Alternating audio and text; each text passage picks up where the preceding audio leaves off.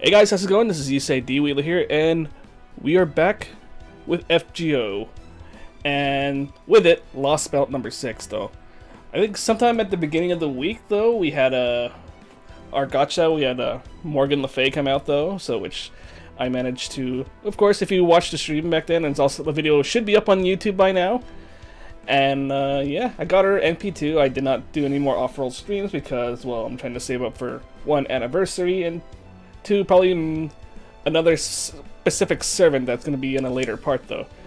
But in any event, though, that along with the gacha, we got the chapter for Lostbelt 6. And from what everyone's saying, this is going to be an extremely long chapter, like one of the longest chapters that we're going to get to date. Or at least as of right now. So right now, I think this, I heard this section has only like 9 acts though, but each act is very, very dialogue heavy though, so I don't know how far I can go in on this at this time. But yeah, like I said, and like usual, my Lostbelt playthroughs will be put up on the YouTube channel, so which is going to be on Breakers HQ YouTube channel. So yeah, let's get right into it though. Lostbelt number 6, Fae Roundtable Domain, Avalon Le Fay.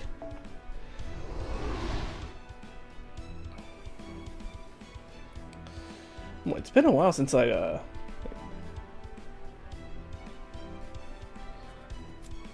don't know if Rosa's back from her trip to Japan and other places though, because I know she went on like a vacation, so that's why normally I was gonna wait, but then I probably like on my next stream video I'll probably have her join me if she's free. If she's free though, I don't know if she's. I think she's back from her vacation. I don't know. Well, I'll message her later and just ask her. But in any case, though, here's Merlin. I don't know. I just called him Mage here, though. Let's see. Well, hello there. You. Sorry. Well, hello there. You, the still unknown fate. I trust you can hear me. Or perhaps, hello again, Stargazer, would be more appropriate. Either way, it doesn't really matter. You're here now, and I don't have to be bored out of my skull anymore. So, will you hear what I have to say? I suppose it's less what I have to say exactly than it is one of many songs the winds carried to me. This is the story of a single future. What became of an island of mystics that was reduced to the land of the Fae. Those of you without sin, take your leave now, for here you will find the Queen's bottomless castle. They accumulate like rain or ash. They disappear like snow or lies. Our hopes are either upon the shelf or yet in the Queen's hands. Give me a sec. Let me kind of raise this up a bit.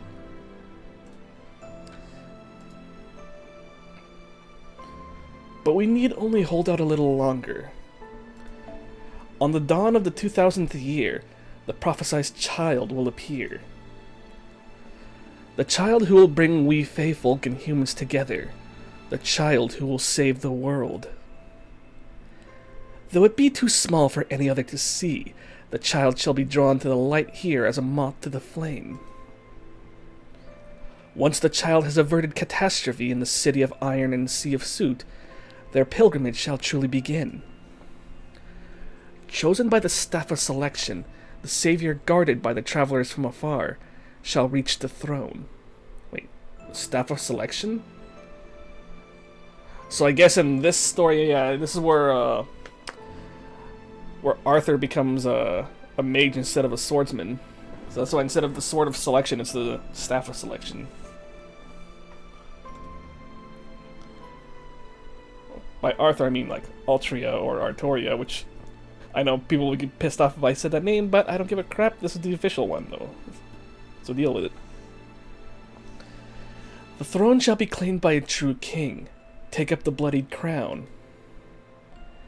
Let the 6 bells ring out like raging lightning, like grieving flame.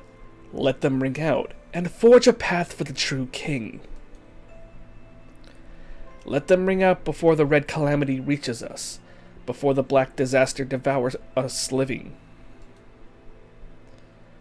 Though we may not be the most diligent of folk, we are yet the free of descendants of the Fae. Or yet the free descendants of the Fae. Sorry. Lacking though our wishes be, all we desire is a brighter tomorrow. So, what'd you think? It takes its sweet time making this point, but you get it, yes? That's just how it is with prophecies. They don't make sense when you first hear them, but once events unfold, you see exactly what they meant. In that sense, they're a lot like a curse that fixed itself to your back before you knew it was there. What was that? Well, looks like the scary lady found me. This is all I can do for now.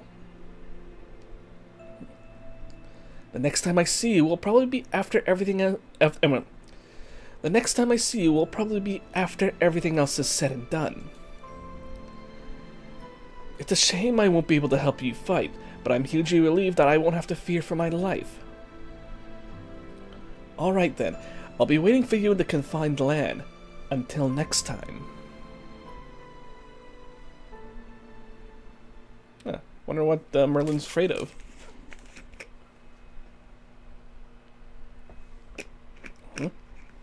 And here I am, waking up in Novum Chaldea. Was that a dream? Oh god, Emperor Foe.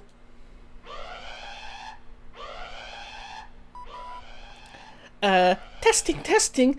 Good morning, everyone. This is Sion. Time is now 7 a.m. I'm very sorry to disturb you all during your precious quiet early morning hours. But I have an urgent message to relay to all of Novum Chaldea's staff. There's been a change in the 6th Lostbelt. The emergency situation we predicted is now in progress. Please remain calm and come to the command room as soon as you are able. Oh crap, come on, Foe!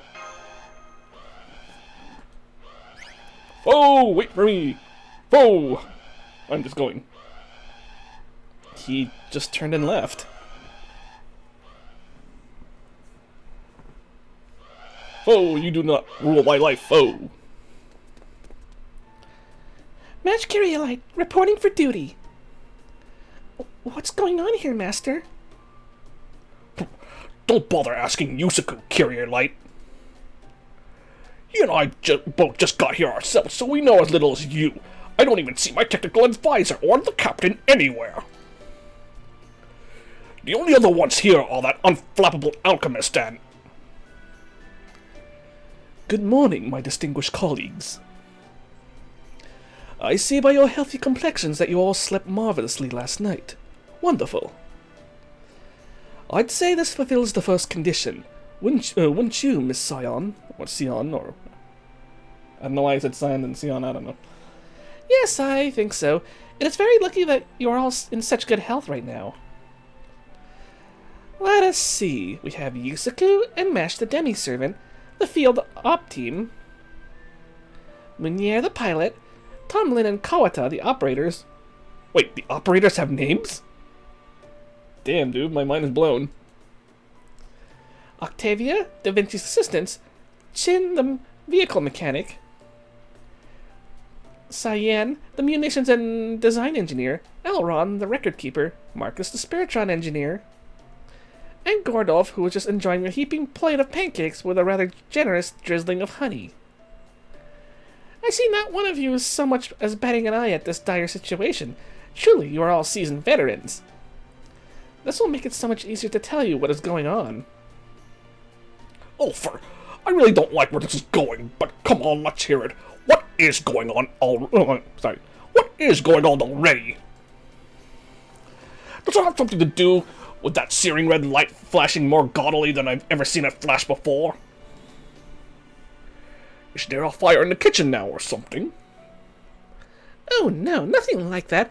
This is only a tiny planetary crisis that will eradicate us all in about 24 hours if we do not stop it. Eradication? Well, that's a much bigger deal than I was expecting. Wait, what did you just say? You Egyptian knee sock wearer? It seems very rude to me.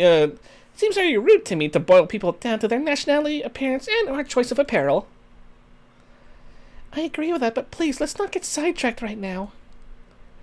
Director Gordolf, Master, and all the other staff members are still grappling with this news. What exactly do you mean by planetary crisis? I'm sorry, you're right. We do not have a lot of time to spare, so I will be as forthright as I can. As you know, it has been about 3 weeks since the shocking operation to eliminate Limbo. In that time, Novum Chaldea has been tuning up the storm border and devising plans of attack for the remaining 6th and 7th Lostbelts. That said, as I've told you all before, I saw no need to infiltrate Britain, the site of the 6th Lostbelt. So I've been focusing my efforts on the 7th Lostbelt, where the foreign god is hiding out. Yes, I remember. You said we could leave the 6th Lostbelt to its own devices because... Go on, you Scoot, tell her! Because Britain doesn't have a Tree of Emptiness anymore. Indeed. The Tree of Emptiness that helped establish the British Lostbelt was used to burn down the Tree of Emptiness in Olympus. As further proof, we have not observed any magical energy readings associated with the Tree of Emptiness coming from Britain since then. As such, the British Lostbelt should disappear on its own, much like the Chinese one did. Or so we thought. Right. The British Lostbelt may still be shrouded in a wall of light, but it's no longer a threat to humanity. At least, that was our understanding. Is that not the case? No, it is.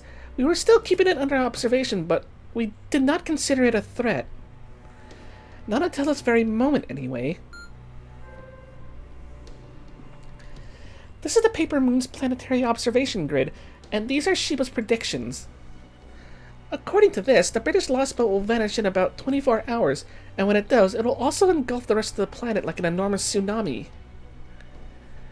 Earth will then crumble under the weight of its own gravity, utterly annihilating the planet. We are not talking about one of the foreign gods' pseudo-black holes. This would well and truly be the end of Earth. This will overwrite humanity's current bad ending, the bleached Earth phenomenon, with a completely dead end. But why is this happening? That we don't know. But now that we know what will happen if left unchecked, we can ill afford to simply sit back and twiddle our thumbs. Da Vinci and Captain Nemo are on the storm border as we speak, getting it ready to launch. Up till now, we have been using the shadow border to infiltrate Lostbelts via void space. But this sudden development has left us without the time we need to prepare. Fortunately, we now have the storm border, which is capable of directly breaching the walls surrounding the Lostbelt. As a battleship, the storm border is essentially our frontline base.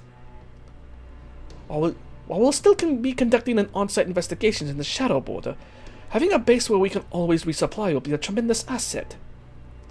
Furthermore, Trismegistus II categorized this phenomenon as a collapse. But one could also call it a trap, or perhaps a pitfall.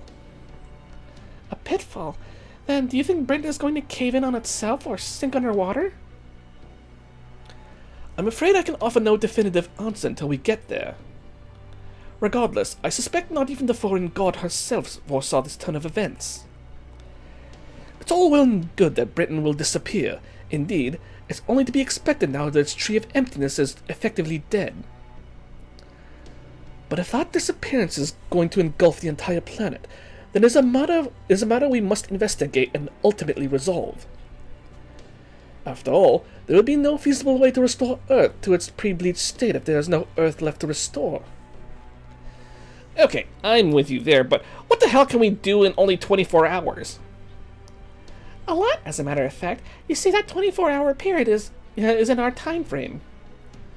But according to Shiba, time moves very differently within the Lostbelt. Once inside the British Lostbelt, our time constraint will cease to be a concern.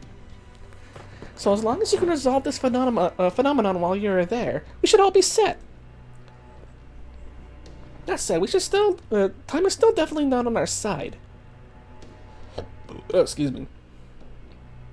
Which is why we're going to have all of Chaldea's staff board the storm border and head for Britain as soon as we finish our final safety check. Then, once you arrive at its wall of light, you will use the storm border's dimension-piercing drill to breach it and make your way into Britain, the 6th Lostbelt. That is all I have to say, and as luck would have it, the Shadow Border has just arrived at the dock. I know this mission has been sprung on you very suddenly, but Da Vinci will fill you in on the details aboard the Storm Border. Be careful out there, everyone. I can't wait to hear what sort of fun hijinks you get up to this time. Huh? You mean you're not coming, Sion? Sorry, you are right. I did say the entire staff. My bad, I did not phrase that as intended. I felt it would be much too presumptuous to count a newcomer like myself as a member of Chaldea's staff. Please, do not worry about me. I'm going to stay here and continue to monitor the 7th Lostbelt. Do your best out there, Yusaku. I promise I'll do the same here. That said, if you all should blow this one, both I and this base will cease to exist in about 24 hours. So I'm counting on you more than ever. But I'm not at all worried. I know you will succeed. Thanks, Sion. You hang in there, too.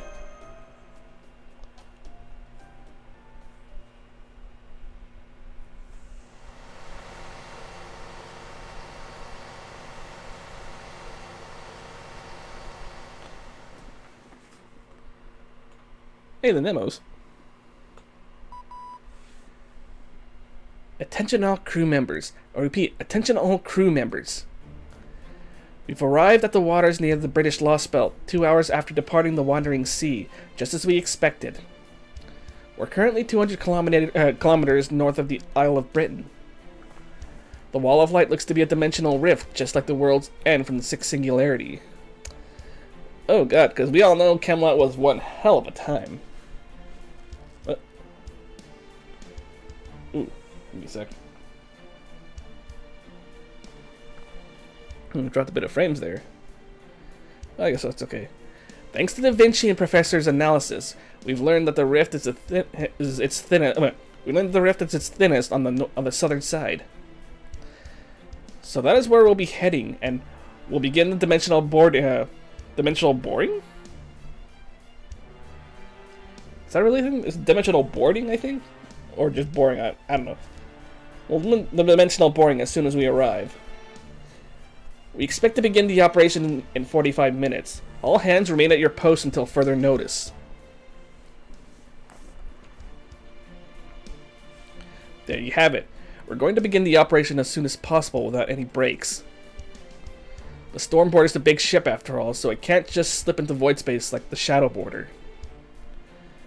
But what it can do is use its massive propulsive force and magical energy barriers to withstand the dimensional friction that separates different worlds. Basically, it's a giant drill. What we're going to do is fire the Storm Border through the Wall of Light like a bullet. The entry impact will be just as strong as it is for a zero sail, so make sure you're all in a calm state of mind. If you're confused, distraught, or terrified, then your soul might not be able to keep up with your body. Yes, I'm well aware. You mean that weird sensation where it feels like your chest and head are being stretched out like taffy, right? No need to worry about us, Captain. This isn't our first rodeo. More importantly, we do have a firm plan of action in place, yes? Because I don't even want to think about entering a Lostbelt without a strategy or a goal. Of course we do. Don't worry, Gordy. We know exactly what it is we have to do. After all, we were always planning on going after the British Lostbelt at some point. Really? You were? But I thought the British Lostbelt was no longer a threat, at least up until today. Right you are, but nonetheless we were indeed making plans to explore it well before now. While we only have a few bits and pieces of information to work with at the moment, we do know that Beryl Gut remains in the British Lostbelt, and that its king was able to launch an attack on Olympus's Tree of Emptiness. Wait, was that what happened? Wait, was that the eye that attacked at the end on the At the end of Olympus? I don't know, I kind of... It's been a while since I did Olympus. What's more, this king was even able to burn the very tree of emptiness required to sustain the Lostbelt. Well, it's still unclear whether Beryl tricked them into doing so, or if they acted with informed consent. What matters is that they possess enough power to burn a tree of emptiness single-handedly, and then there's... Rongominiad, right?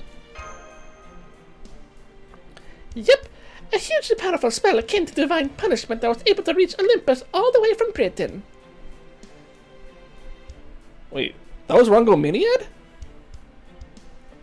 I know, I'm kind of brain farting here right now though, because like I said, it's been a while since since I did the playthrough for Olympus. A mystic that surpassed even Kastaria's ideal magecraft. That was Rongominiad, all right. Oh wait, did they reveal it was Rongominiad in there? I don't know, because the last one we did was the Lostbelt 5.5, which was in the Heian period though. But then that had nothing to do with the Olympus Lostbelt. It's a spell devised not by human hands, but by the inner sea of the planet itself. It would be a powerful weapon against a foreign god, which means it's something that we desperately need. The planet's inner sea? What is that? Oh, that? It's basically a paradise of legend. Every mythology's got some kind of promised eternal Holy Land, right? Utopia, the Garden of Eden, the Land of the Young Tyr, Nanog, and so on. Well, Britain's is called Avalon. It's supposed to be an otherworldly paradise that can't be reached by ordinary means. It's also set to lie inside the planet, and that is where it's yeah, sorry, let me do that again. It's also said to lie inside the planet, and that it's where the souls of the stars go to sleep. Pretty much every clock tower mage has heard about it. I know I called it a legend, but that's not how the people who can actually see it think of it. There are some people out there who really might be able to get to the planet's inner sea. Hell, the clock tower's even got a department for exploring it. That said, we're talking about a place that's completely outside human comprehension. Once you get mixed up with something like that, you're practically already lost to a world outside our own. What are you saying, Munipazza? Wait, like an Aquapazza? I don't know. Munipazza, are you talking about the underground workshop? They're just an ordinary archaeological team with a fancy name. Really, how could anyone take them seriously after they proudly proclaimed they found Earth's belly button underneath the clock tower? I may be something of a magecraft elitist, but even I would be too embarrassed to say something like that with a straight face. If we're quite done with our digression about the Mages Association and the clock tower's inner politics, let's return to the subject at hand, shall we? Now that we know the king of the British Lostbelt controls Rongominiad, we need to investigate it and learn how it works. Indeed, the Rongominiad is the very reason why we were already making plans to explore the British Lostbelt. While the circumstances have forced us to act sooner than we had hoped, we were always going to pay them a visit eventually. So then, Master's mission this time isn't just to investigate the Lostbelt. While we do, of course, and also need to prevent the collapse of Trismegistus II... sorry, didn't read that right. While we do, of course, need to prevent the collapse of Trismegistus II on this about, securing Rongominiad is our top priority. As such, our ultimate goal for this Lostbelt is to negotiate with its king for it. You mean, you want to cut a deal with this Lostbelt's king? Someone capable of essentially firing intercontinental ballistic missiles at will? Yep, honestly, I think it's pretty reckless even for us. I'd love to get my hands on Rongominiad too. But between the Storm Border and the Heroic Spirit system and the Black Barrel, I think we should be able to neutralize the so-called planet-level threat like the foreign god if circumstances call for it. Sion was adamant that we need a divine construct, though, so here we are. Oh, Miss Sion. Well, Miss Sion is an Atlas alchemist. I've no doubt she has something unique in mind. Let's not forget that we wouldn't have had the Nautilus or the Stormboarder if it weren't for her. So I, for one, am perfectly willing to go along with this plan of hers. Especially if it leads us acquiring Rongo Miniad or something equivalent. Oh, don't you think you're being just a little overly optimistic here, Holmes? This could be the biggest burden we've asked Yusaku to bear so far, you know. This mission does seem a little different than the others.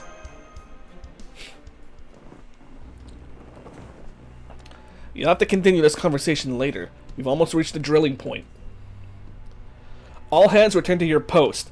Brace for space-time crossing impact. Oh, alright. Sorry, Captain.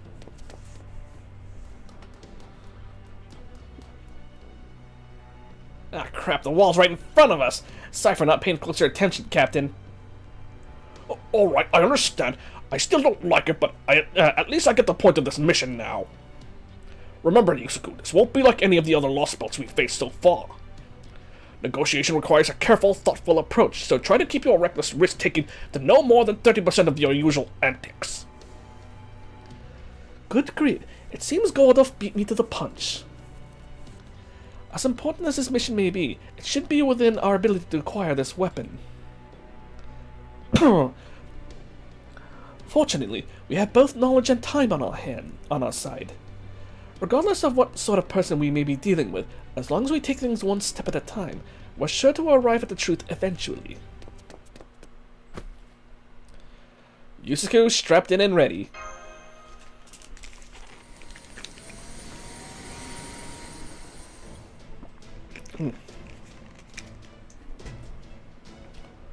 Good.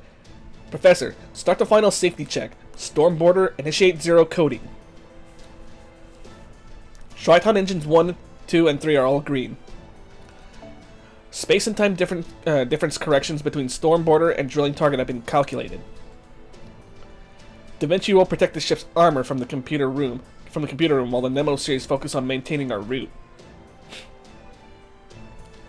The computer room just gave us the all clear, Captain. We're looking at a 99.9% chance of success. Dimension-piercing battleship Stormboarder, move out. Prepare to enter the Prepare to enter the 6th Lostbelt.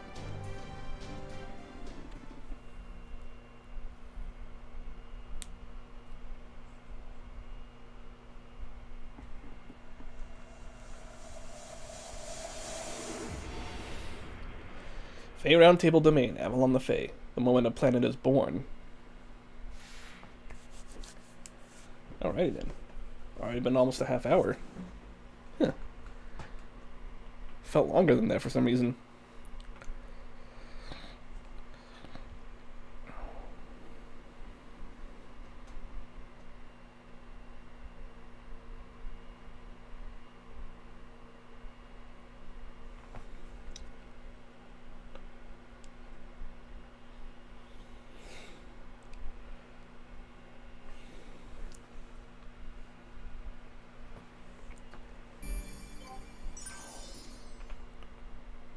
Opening point. Oh yeah, there is a lot of sections here. Well, let's get right in on it. Oh man. Beginning. Stretch. Sorry.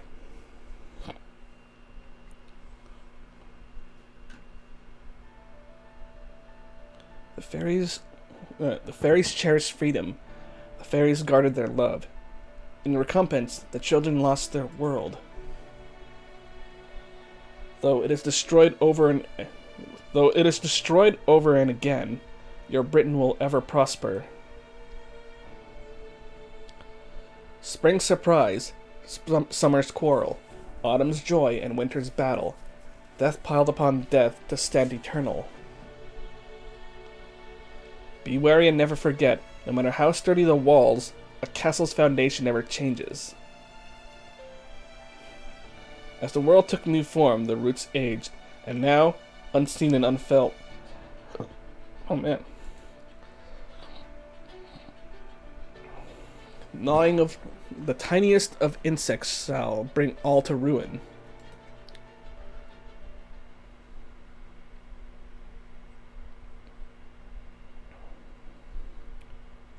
Uh-oh, everything's dark.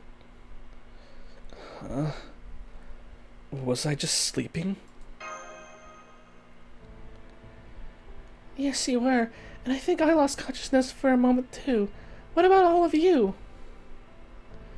Same here. It was kind of a dizzy feeling, I guess. Oof. And my head's still kind of spacey too. I remember the captain declaring we'd broken through the wall of light. Then nothing. On a different note, why is it so dark in here now? Holmes? Not to worry. I'm still firmly seated in my chair. That aside, I can't say I'm in great condition at the moment. Both my mind and body are as heavy as lead. This must be what it's like to suffer from acute alcohol poisoning, at least based on what I've heard. You too, huh, Holmes? Same here. I feel like I've come down with a really bad cold. Apparently, all of the Marines fainted. Nurses bringing them to the infirmary right now.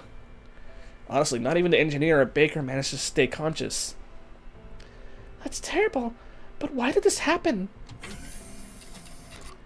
Allow me to explain. Da Vinci, you're okay? Of course. As you can see, I'm the same chipper Da Vinci as always. It's all 'cause I was synced up to the border in the computer room. While you were all out cold, I took care of things inside the ship and finished analyzing the outside atmosphere. So where should I begin? Probably with why you and Nemo aren't feeling like yourselves, huh? No, that's alright. The fact that you and Miss Curie-Light are fine tells me everything I need to know. Think back to the Chinese Lostbelt. The moment we entered Britain, both Nemo and myself fell deeply under the weather. That must mean no heroic spirit can function here, or rather, no heroic spirit extracted from human history. And that, in turn, tells us that human history simply does not exist here. Am I correct? A whistle. I can't really whistle. I should have known you'd figured it out fast. I just checked the spirit origin graph I transferred to the border, and it was completely shut down. There's not even a fragment of the base needed for heroic spirits from proper human history to exist here.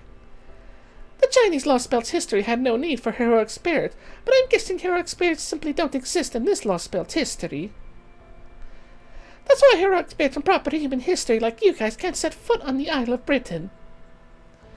You're basically being attacked by the entire world, since you've never existed here in the first place. So there's essentially not enough of a foundation for heroic spirits to operate here? Take, say, Robin Hood, for example. He should be able to exist in any Lostbelt, right? He's so vaguely defined that it should only take a single skilled archer existing at some point of history, regardless of what their name might have been, for him to qualify. But now you're saying that even conditions as vague as those don't exist here in this British Lostbelt. You got it? That was a great example, Gordy. Well, you know, I have reached a point in my tenure as a director where I've actually begun to enjoy reading the reports. I dare say I know even more about Lostbelts than Yusuke does now, at least on a purely intellectual level. At any rate, I see now. So this history never contains so much as a single skilled archer, eh? How the hell does that work? These Lostbelts still have been around for over 2019 years, yes? So how could they have had that much history and not a single historically significant figure? They couldn't. Lostbelt or not, any path human history takes must fit within certain definitions. Any manner of human civilization must inevitably pass through a template of particular technological milestones. It's simply not possible for an animal species to propagate itself for over 10,000 years without its culture and average quality of life meeting certain criteria. And naturally, Over the course of that history, people will always branch out into various different occupations. Though the names may differ, there will inevitably be famed sword fighters, archers, spear fighters, artisans, soldiers, kings, and detectives. The lack of any such figures even existing here must mean... Could that mean there are no humans here? An excellent insight, Mr. Yusaku. Indeed, that would be the simplest explanation. But there are still other possibilities left to explore. I'll have to do so later. Hang on, then why are the technical advice on Curiolite seemingly unaffected? In my case, it's probably because I'm a demi-servant. I do have Galahad's spirit origin, but I'm not actually him, so... Yep, pretty much, as for me, I'm technically a homunculus of Leonardo da Vinci, not the original, so that would explain why I'm not affected. That said, I'm even more of a Leonardo, red genius, than the original, so this might actually work out great. Oh, excuse me. Then, the only servants who will be of any help in this Lostbelt are you and Mash. Seriously? You mean we can't even summon new ones on sight? Since this place rejects any heroic spirits from human history, it seems real unlikely that we'll be able to bolster our forces that way. If we want to increase our numbers, our only choice is to ask the people of this Lostbelt for help. But never mind that now. Can you tell us what happened over these last 30 minutes, Da Vinci? Sure. Right after the storm border punched through the wall of light, the whole system went kaput. Every electronic device we had on board shut down, causing the storm border to crash. Luckily, Nemo Engineer was able to use the last of her strength to get one Triton engine back up and running. That in turn let the storm border break away from the island's airspace and make an emergency landing in the ocean to its southwest. That's where we are now. The generators are still out of commission, so we're running on auxiliary power. So that's why it's so dark in here. Yeah, the situation definitely isn't great, but hey, it's not like we haven't been in tight spots before. In fact, I say the fact that we weren't attacked right off the bat and are able to have a leisurely chat like this makes us at least a little lucky. Oh, so we haven't been attacked. Does this mean the king of this Lostbelt still has yet to notice us? I can't say anything for sure yet, but I think so, especially since we still haven't set foot on the isle yet. The closer we get to it, the more things on the storm border stop working. But good news is, they've only stopped, not broken. I'm guessing here, but if the storm border gets far enough away from the isle, I think everything will start working again. I can't believe it can't even get close to the mysterious island, so to speak, even with the Nautilus as its base. Still, as much as this situation is making me feel like a failure, I can at least confirm that the storm border is definitely intact. So if everything starts working again once we put some distance between ourselves and the isle, then we'll know we have a secure escape route out of this Lostbelt. Now we just have to figure out what comes next. Does the shadow border still work, Da Vinci? Unfortunately, no. We can use it as a ship to get to the shore, but I'm sure it'd stop working if it made it land. So we can't use the shadow border either, huh? Damn. Oh, what about the comms then? Will those still work on land? I can't say for sure until we try, but given how everything else is behaving, I wouldn't get your hopes up. In the worst case, we may have to rely on more primitive means of communication. How are you with carrier pigeons, Holmes? The most interaction I've had with carrier pigeons was when I once unraveled a trick that relied on them. Of course, I can still use them just fine. Gotcha. Guess that makes me an expert then. Guess that makes me the expert then. Don't worry, I'll handle the written correspondence side of things. Oh, excuse me. Oh, one more thing. I need to tell you all about how much time we have to work with. In its current state, we can keep the storm border powered for about 30 days. If we really stretch ourselves thin, we can at least last for 50 days before the auxiliary power runs out. But that's our time limit. Once the mission's complete, we'll move the storm border away from Britain and restart its engines. As soon as the Triton engines are back online and generating a stable supply of magical energy, we'll break back through the wall of light and leave the British Lostbelt.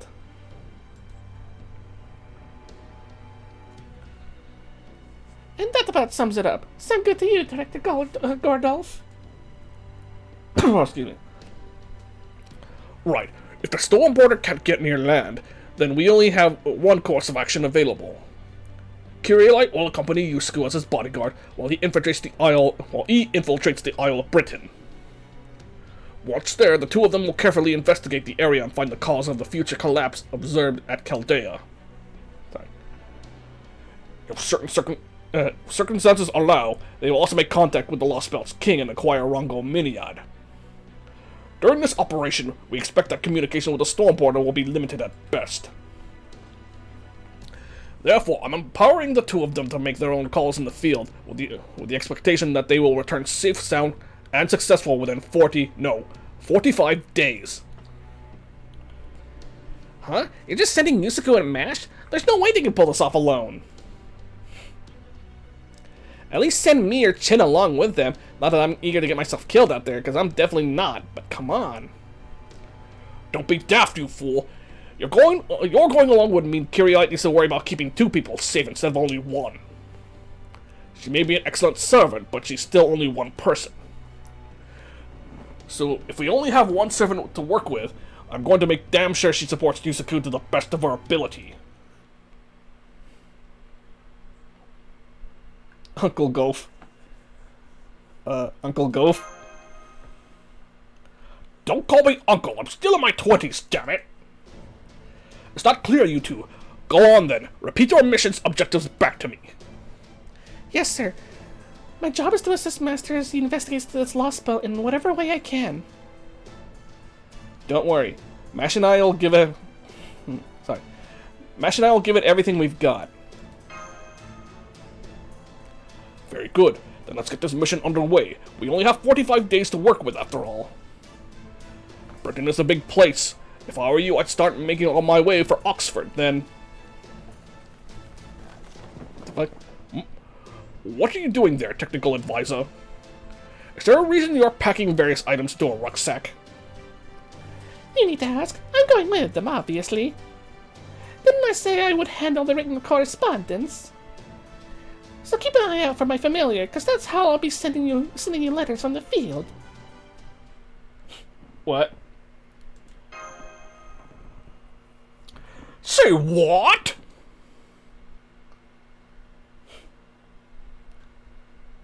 Oh, got 6 more hours to go.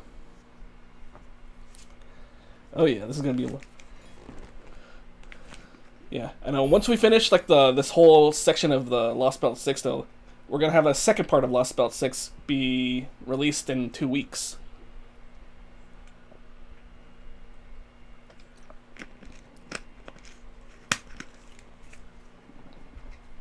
So, but I will be right back. Give me 1 second, folks.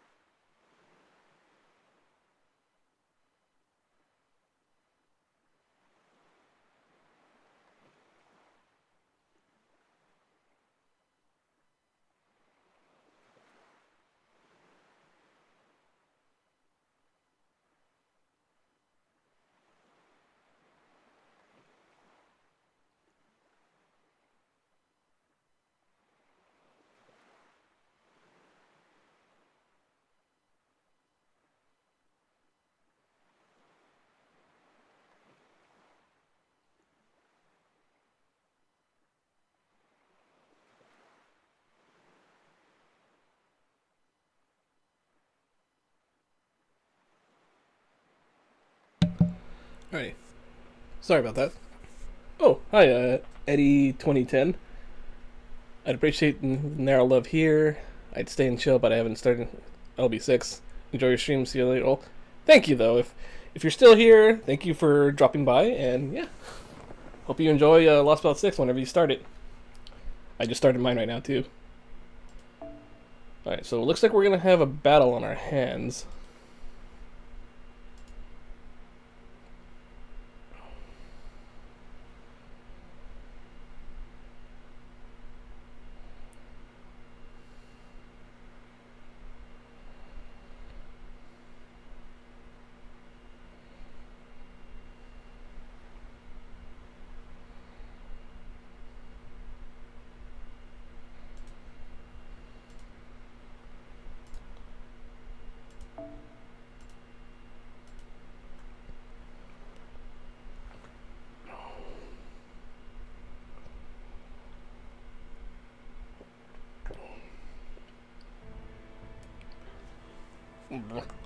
I'll admit, that does make sense. All right, you have my permission to go with them, technical advisor. Okay, I can at least take you to the shore. Take care of them for us, Da Vinci. And here we are, the Isle of Britain at last. Whoa, it's so foggy out here. It is so warm, too. Alright, settle down. You've already taken out 5 Lostbelts, so another strange land shouldn't be anything new to you. Well, it is, as a matter of fact, since this is my first time out on an adventure like... Oh, sorry. Well, it is, as a matter of fact, since this is my first time out on an adventure like this. You can't blame me for getting excited. Now, go on, Captain. Head back to the storm border already. You're having a hard enough time as it is out here, right? It's our job to investigate this area, so you can just sit around and grit your teeth until it's your turn. Fine. I guess I don't have to worry if you're in such good spirits anyway. Yusaku, Mash, don't forget to take care of Da Vinci while you're out there on your mission. It wasn't much, but I got a brief glimpse of the place back in the command room right before we lost consciousness. Everything east of the shore is surrounded in fog, but I did make out what looked like a city approximately 200 kilometers from here. Assuming nothing gets in your way, you 3 should be able to get there in about 2 or 3 days, so that's where I'd start if I were you. I hate to ask you to trudge through this fog, but I don't see any way of going around it, even if we had all the time to spare. Hey, there's a reason we managed to make it this far. I guess that's true, isn't it? Okay, Yusaku, Mash, Da Vinci, good luck out there. Oh, excuse me. I can't wait to hear back from you with good news. I finished checking our equipment, Master. Our survival kits are all set, and we have 90 days worth of rations. Great! You two can keep the food for yourselves. I don't get hungry as long as I have enough mana. Say, where's Foe? I don't see him with either of you. Well, Foe actually never got on the storm border with us this time, so... I don't know why, but he basically bolted and hid from us. He was being more, Emperor-like than before. Ho, foe! You do not rule my life, foe. Oh, really? That's too bad. He was always there on your journey to restore humanity, right? Man, I was looking forward to having the same experience as my grown-up self, too. Maybe Foe just doesn't like Britain or something. Oh well, nothing we can do about that now. Besides, I'm sure we'll find other chances to travel together. Absolutely. I'd love to go on an adventure with you, Holmes Director, Gordolf, Sion, Meunier, Foe, and Senpai all together. Alright then, let's get going. You said it. Next up, a city about 200 kilometers to the east. Buckle up, guys, because we've got a long road ahead of us. Okay. I know I always give Tristan, like, the Zarpon voice, but I'm gonna give him something else now, just something a little more normal this time around. If that is alright with you folks. Indeed we do.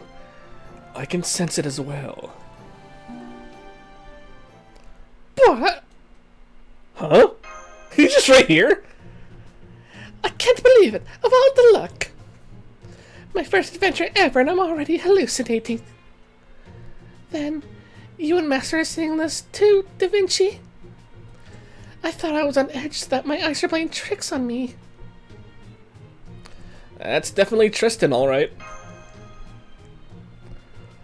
Why are you all acting like it's so strange for me to be here?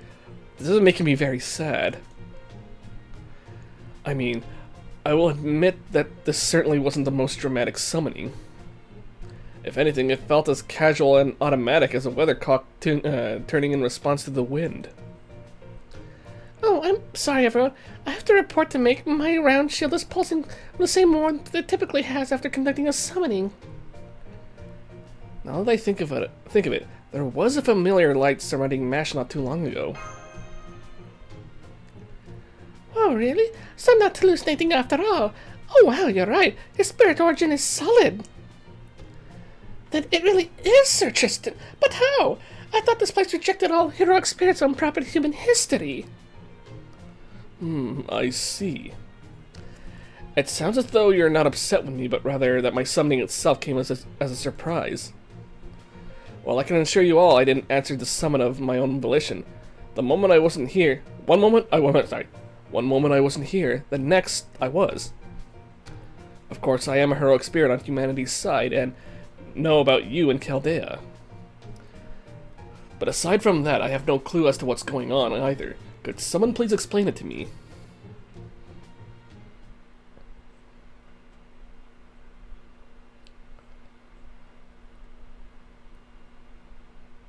We can't summon heroic spirits here, but you were still summoned anyway. Got it? Sorry. And that's the whole story. Now I see. So this is a Lostbelt, a hypothetical version of Britain that could normally never exist. I don't know why this Lostbelt allowed me to be here any more than you do, but I suspect it has something to do with this being the Cornwall shore. I do have close ties to this land after all. And while its history may be different, the land itself is still the same, I think. Oh, that's right. I forgot that Sir Tristan is said to have been born in Cornwall, in southwest Britain. That must be why we were able to summon you, or maybe the land itself needed your aid. It could also be that Yusei was nervous about exploring a mysterious new land. So you ended up summoning Sir Tristan here unconsciously. Either way, having him here should be a big help, and it bodes well for the future, too. Even if this Lostbelt is devoid of human heroes, we now know that it's still possible to summon heroic spirits from proper human history with strong ties to a given area. Maybe we'll also be able to summon Sir Gawain of Orkney, or even Camelot's own King Arthur. You wish to summon King Arthur here directly? I'm not so sure that's... No, you're right. That would be wonderful, and knowing him, I'm certain he would be willing and able to help you. In the meantime, I will of course, that went past. Be happy to offer whatever meager assistance I can. Any knight of the Round Table would do the same.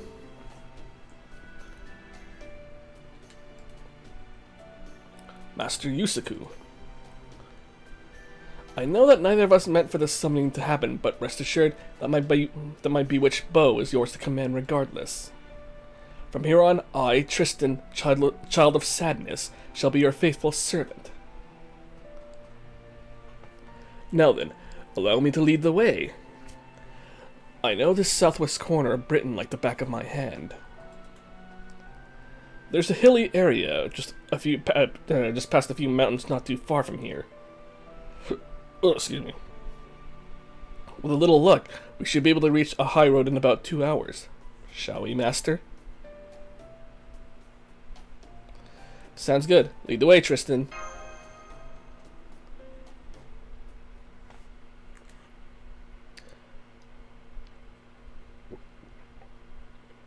Excuse me. 1 hour later. We're all just quiet. Sir Tristan, I'm very sorry to say this, but I'm pretty sure we're lost. We're not lost! Now, I don't blame you for feeling like we are, since all rely on your eyes so much. Sorry. Like, now, I don't blame you for feeling like we are, since you all rely on your eyes so much. But I can assure you we are indeed making progress. In fact, we cover no less than 4 kilometers by now. The only downside is that we somehow haven't been able to escape the shore yet. If Sir Bedivere was here now, he'd happily say, "Don't worry about it, Tristan. You just go to sleep." Yeah, pretty sure he's saying, yeah, I'll take it from here. I'll lead the way from here. then we are lost. I knew it. Also, I doubt Bedivere would be any happier about this than we are. Yes, I suppose you're right about that. Oh, this makes me so sad. If Sir Bedivere would only be straight with me, I would have been happy to play him an encouraging song. I have a feeling that'd only make Betty mad. Either way, this isn't looking... Yeah, I have a feeling that'd only make Betty mad. Either way, this isn't looking good. Yes, that's true. Perhaps this fog is to blame. I've been laying down bowstrings wherever we go to ensure we don't get turned around. But at some point, the string trail keeps getting cold, and not because someone's been cutting it. It's because I've been letting go of them myself. It's almost like I keep forgetting what I meant to do with it. Sorry. It's almost like I keep forgetting what I meant to do with it just a minute ago.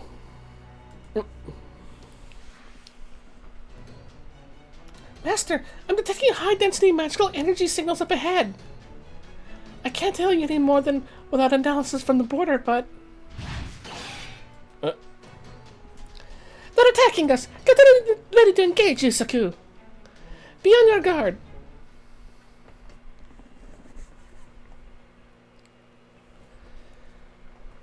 Alrighty. Our first battle of the Lostbelt.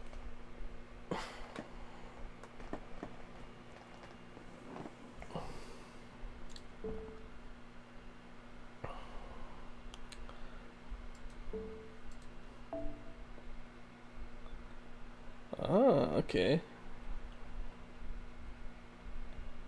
So we find Mash.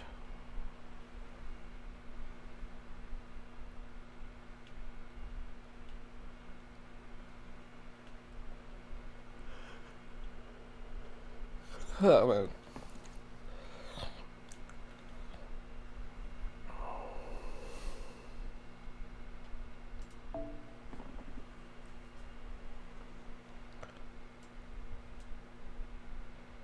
Hey, Complex, how's it going?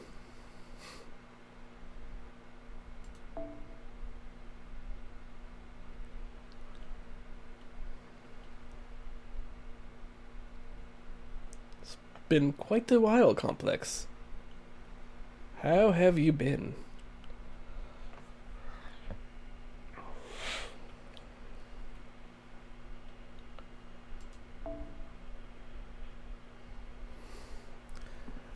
Finished the time lock, not doing a rank up. It's the same with me. Same with me.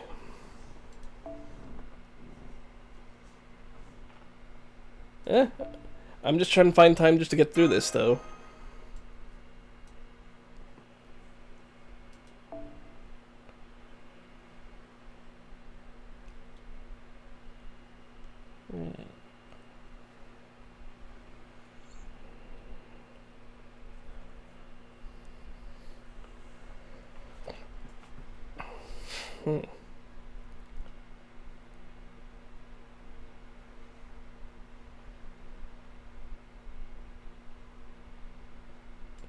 Oh, really? Nice.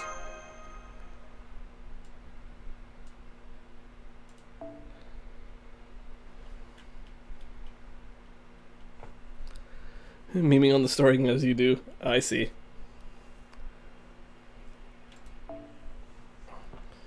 Well, Foe decided not to come with us, though. Emperor Foe decided not to come with us.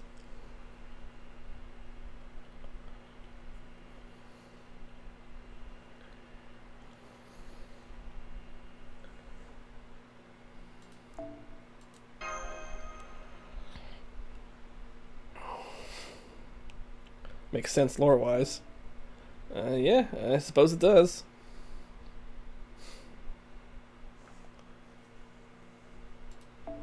Put Musashi right here. You know what happened last time he went to the land of the fairies? Oh yeah.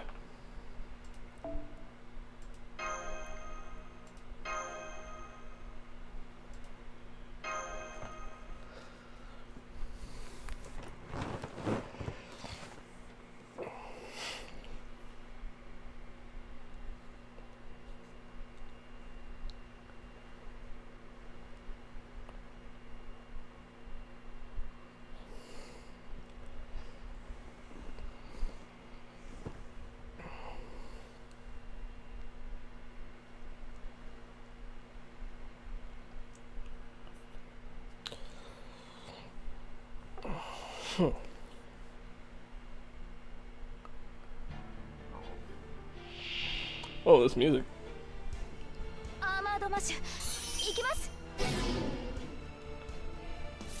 King's Black Barrel. Alright.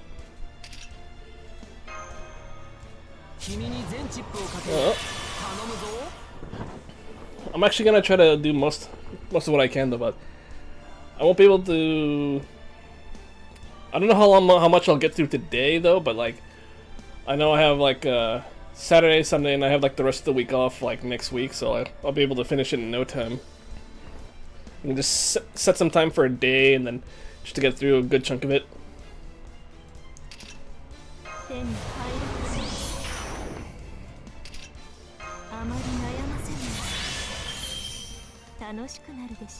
Yeah, 9 sections though, but each of them have like a multiple arrows, like a lot of like arrows to go through.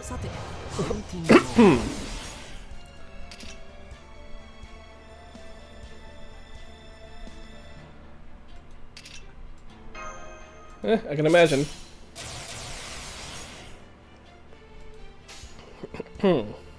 So let's see.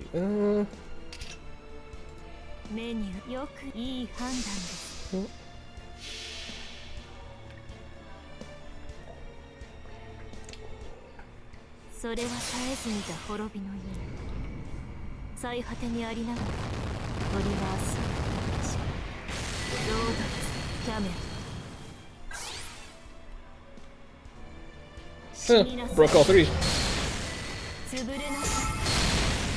Woo!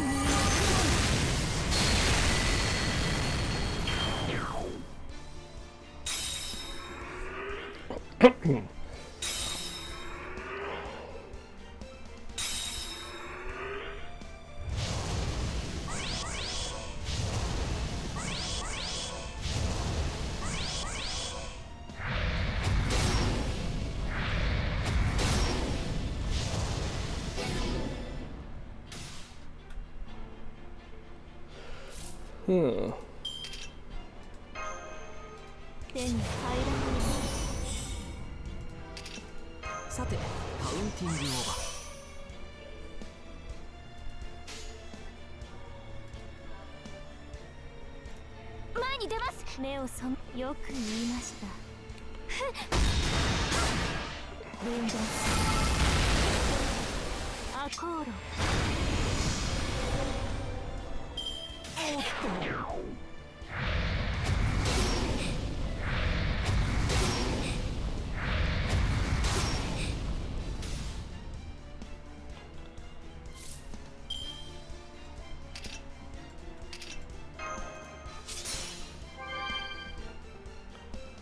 She is.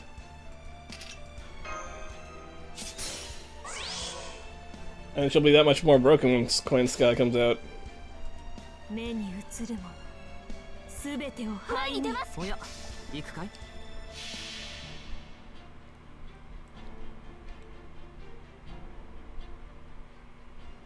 それは絶えず見た滅びの世。最果てにありながらトリガース Yes. I'm actually kind of looking forward to that too. キャメ I forgot what Bond my cast story is.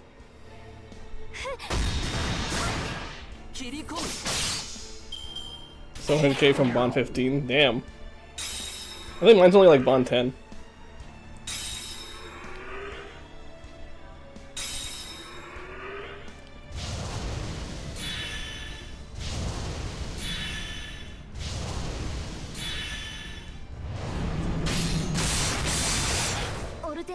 Uh-oh.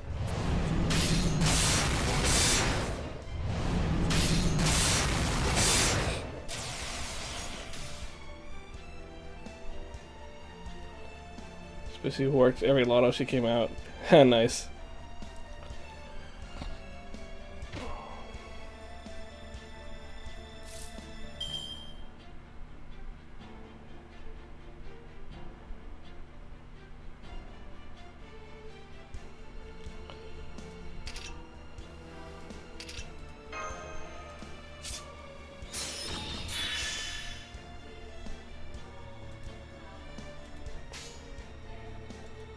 Oh, 目に映る。よく言いました。いい判断です。Okay.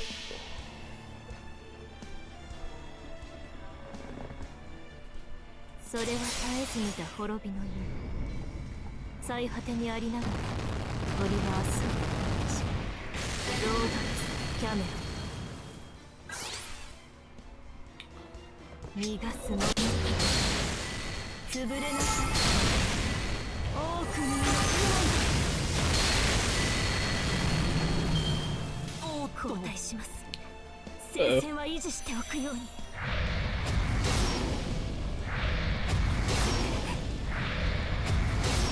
Wow, they just only went after Musashi.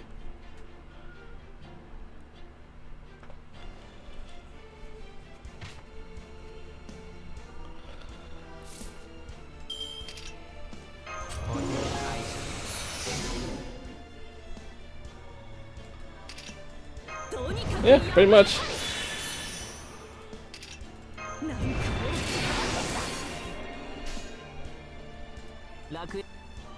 いざいいわ投げ払います。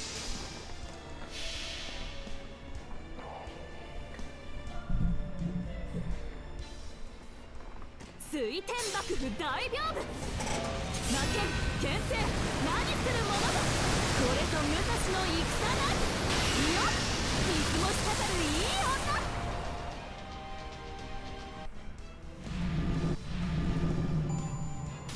褐色の日差しこぼれる肌の雫可愛い男の子。夏最高。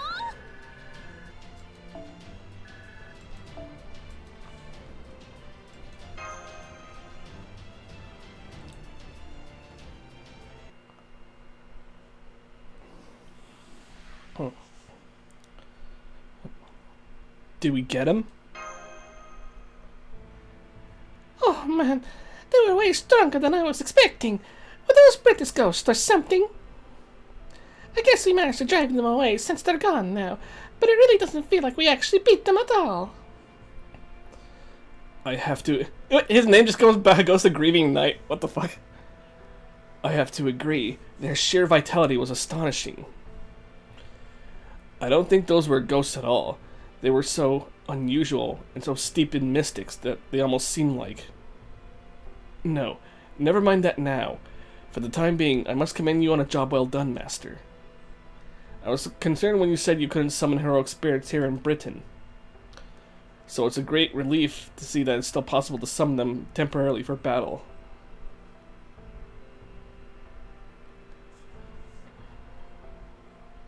Same. It took a lot more out of me than usual, though. Hey, Chaotic Vice. Yep, I was watching you and you were definitely using much more magical energy than usual.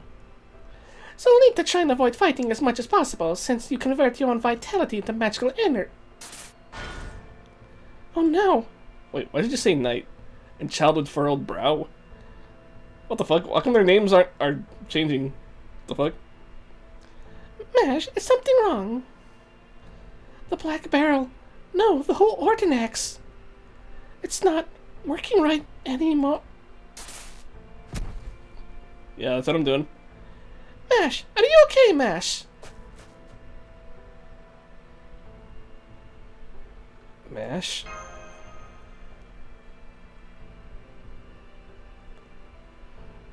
Did something happen to them? I can sense them close by. No, wait. They're getting further away. This is not good. It's too easy to get separated in this fog. Let me call out to them. What were their names again? What? We all got amnesia? I think they were... Wait. What's my name? Uh-oh. Wait! You with the red hair! Come back! You with the red hair? What was I doing again? No, wait. Okay, yeah, it's amnesia. Who am I?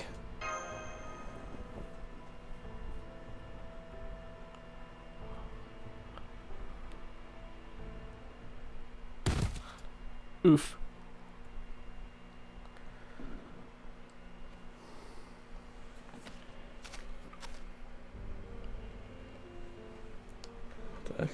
Can't see. Uh-oh. And here I thought I might arrive early. Huh. It's because I took my sweet time. Well, you can't blame me for that. These are my very first guests. It's only right to look your best for the guest. Or... Wait, I can barely make out who that is. Is that who I think it is? Huh. Oh, well, these are my very first guests. It's only right to look your best for guests.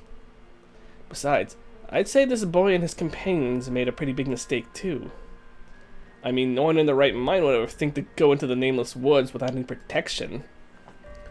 I guess this just goes to show how brave this master of Chaldea really is. Don't you think, Blanca? Am I really going to trust these outsiders? Yes, I will. I'll trust them with all my soul. Sure, I still had my suspicions up until I saw them in person, but now I can tell. They're the real deal. As crazy as it sounds, they're dead serious about saving the world. Oh yes, I am definitely glad I waited for them now.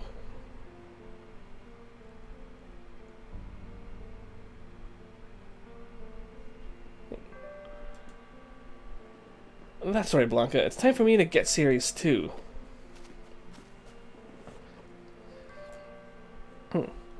Seems we got a few local fairies here too. 1, 2, 3, 4. That's a couple too many for me.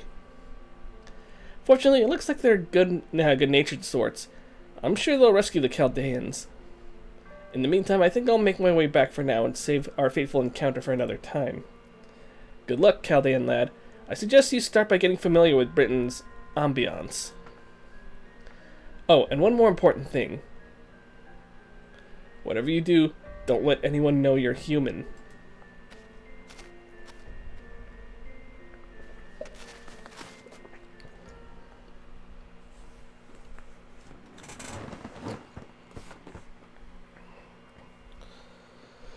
That's something.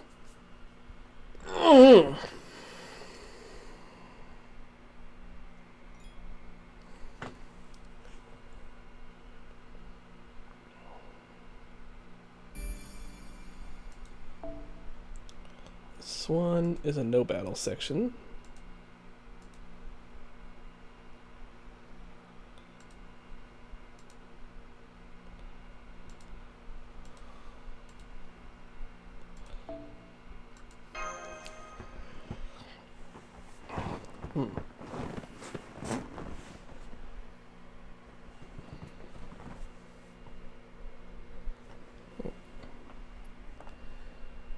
Mash.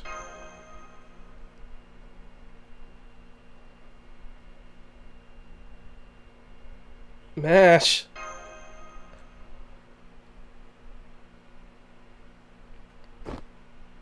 Can't really yell that much.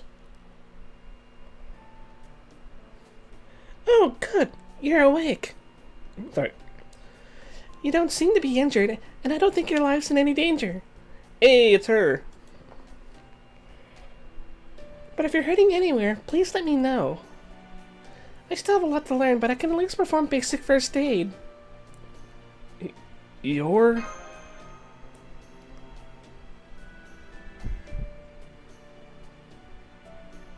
Mash? I'm only seeing Mash. Huh? Oh, right. That does sound like it's my name. Wait. Yeah, thank goodness, I was having trouble remembering who I am, too. Oh. She got hit by the amnesia, too. So my name is Mash, huh? I like it. It's short, soft, and unique. And hey, if you know my name, that must mean we really are friends. I knew it. Anyway, good morning, Lysander. Do you know where you are right now? Lysander? What the fuck? Where am I? Lysander? Huh? Your name is Lysander, right? I mean, that's what's on your name tag. Apparently we all collapsed in the Nameless Woods. Do you know about the Nameless Woods? The fog is so thick in there that as soon as you set foot inside, you can never find your way back. The more lost you get, the more you forget, and eventually you won't even remember your own name or who you are. Basically, it's a forest of no return. One of the most dangerous Fae domains in all of Britain. I wonder what it is we were doing in a place like that. Maybe something really nasty happened to us. You know, like when everyone at your table orders ginger ale, but for some reason you end up getting salt water? It's no use, I can't remember anything. Lysander? What's wrong? Why are you holding your head like that? Oh no, did you hit your head in the woods? Do you have a concussion or a fractured skull? No, it's nothing like that. I suspect it's simply that he doesn't know who he is. And not just himself, I doubt he remembers you, me, or anything else about this place. I certainly can't. Well, give me a sec, folks, I'll be right back.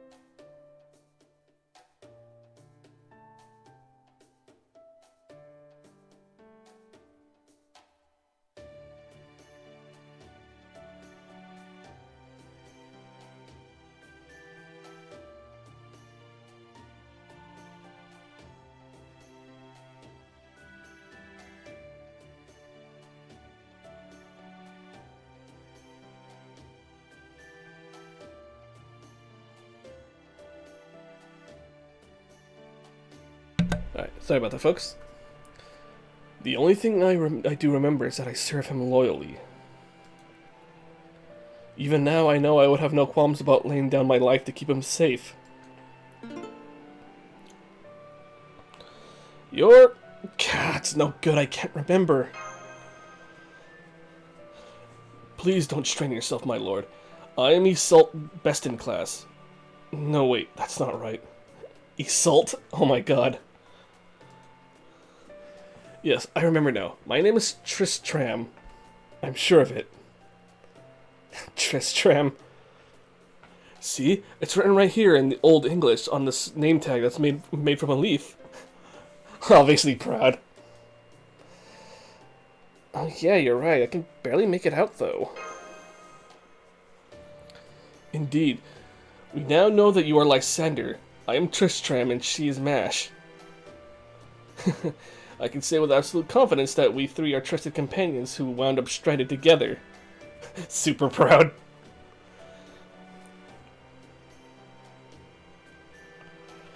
Wow, you solved it, Tristram. Give me some skin. Just high-fived. What's Old English? How did she get mixed up with us, though? So, we don't know who we are, and we can't even remember where we came from. But we do know that there's something important we need to do. And we must have entered the Nameless Woods to accomplish it, in spite of the risks. I thought we were on a shore, but maybe it was a forest? Correct. The only other things we know are that, even among my colleagues, I am a peerless genius, a masterful poet, and a peerless archer. I'm sorry I can't tell you more. I see. So he doesn't know anything. Oh, what's that supposed to mean?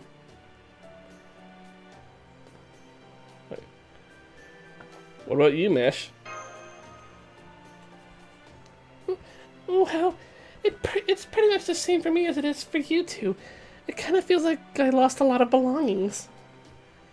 At any rate, what I do know is that we all collapsed in the Nameless Woods.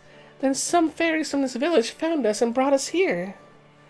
So the next question is, why did they do that? Are they slave traders? I think I heard that's a big problem these days. Oh man, I don't want to think about it, but if that's what this village is for, then... Her face.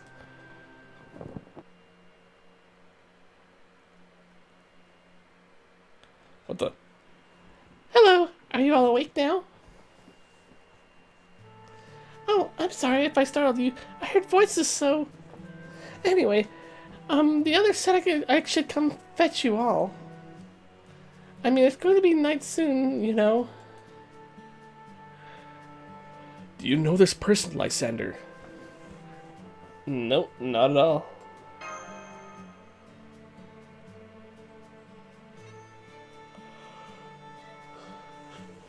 Ugh, sorry about that. I see. Well, I don't sense any hostile intentions from her. She seems to me to be a good-hearted person, or rather, she looks totally like a fairy form. Well, a fairy tale, right?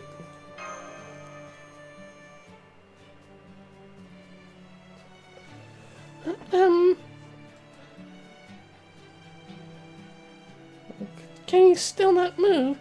In that case, we can talk later. Okay. Oh, what's going on here? Alright, give me a second, folks.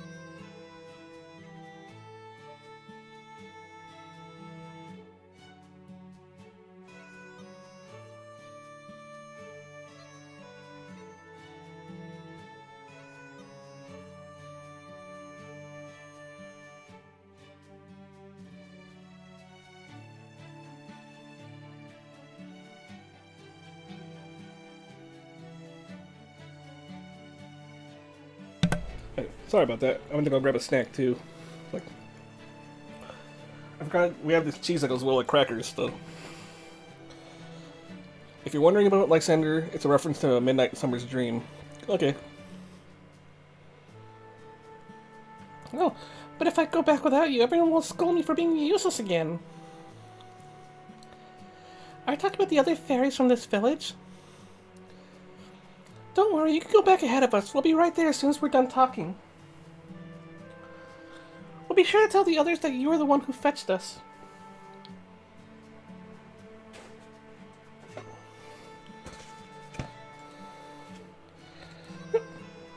Then I was really useful this time? Oh, I'm so glad. Thank you so much. Please come to the town square when you're ready. Everyone else is there. See you there. There she goes. So maybe we should head outside too?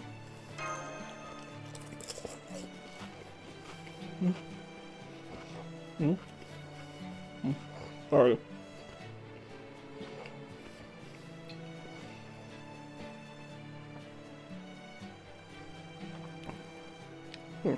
Yes, I guess we should. I send a prayer out to everyone who actually reads Lostbelt 6 out loud. I know, there's a lot of dialogue. Oh, I don't doubt it, because this is going to be a slog. I'm still concerned, but it doesn't look like staying in here will help anything. Besides, no matter what they ask us, we can honestly say we don't remember a single thing. So at least we shouldn't be suspected of being from a bad city or supporting the wrong queen, or anything like that. Tristram.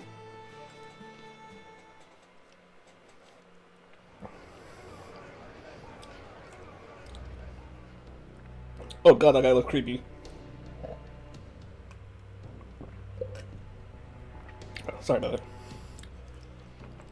These the ones that almost died in the woods? God damn, I've never seen humanoids without wings before. I swear, what's the Wind Clan coming to these days?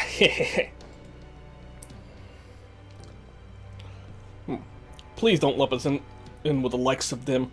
These Fae don't have so much as a hint of wing stumps. They must be criminals who had their wings torn off as part of their punishment. They probably came here while trying to escape the Darlington. It kinda looks like Gimli from Lord of the Rings. Pathetic. Just look at their twiggy little limbs. The only thing those would be good for is firewood. Then maybe we ought to chop them up and make a fire out of them. That'll brighten the night up. He's scared.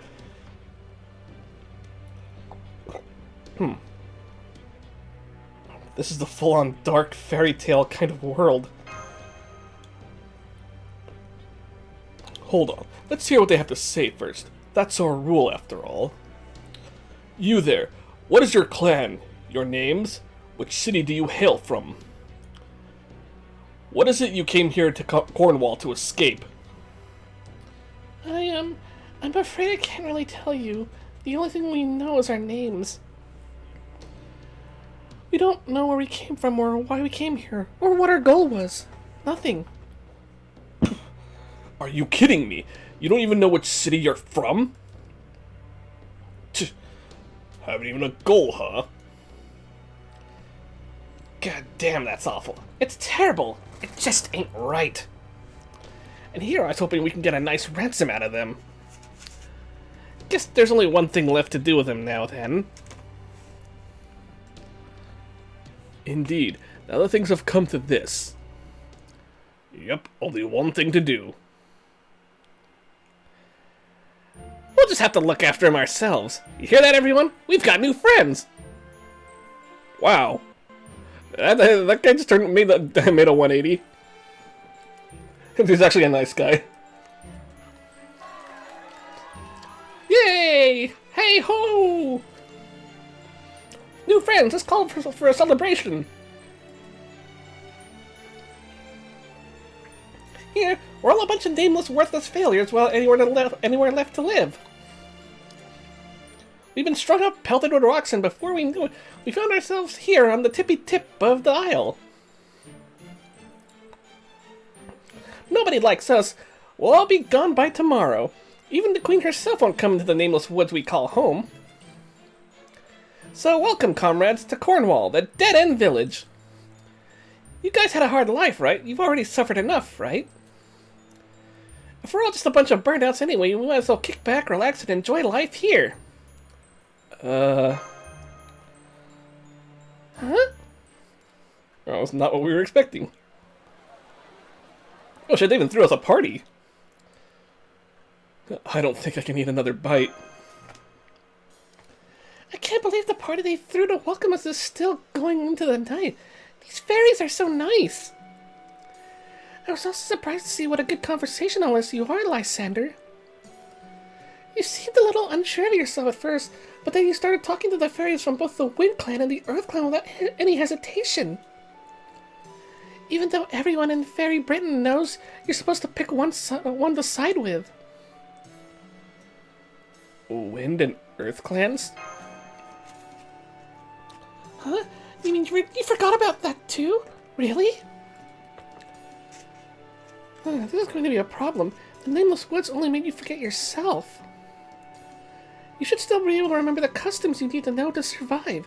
At least that's what I've heard.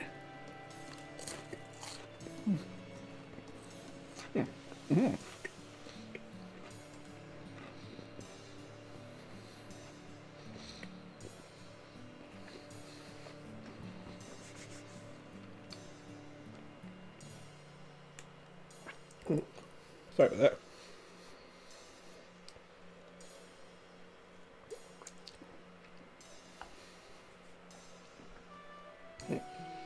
What about you, Tristram? Do you remember anything about Fairy Britain, the land of the Fae? He's still in shock. I guess you're in the same boat as Lysander then. Alright, I'll catch you two up. I don't know a great deal about the world, but I've at least been taught the basic... Alright everyone, quiet please. It's time to end today's festivities. I know how you all feel, but there's nothing we can do about Nightfall. We just have to resume the welcome party tomorrow. Jesus, how long are they partying for? But man, if I had to live a place, I want to live here. Guess this goes to show how time flies when you're having fun. Alright everyone, let's head to our homes. Later, Lysander. Later, Mash. Later, Faye a few words, Tristram. See that roof over there? That tent's yours. Go ahead and hide out in there until morning. Wait, hide out?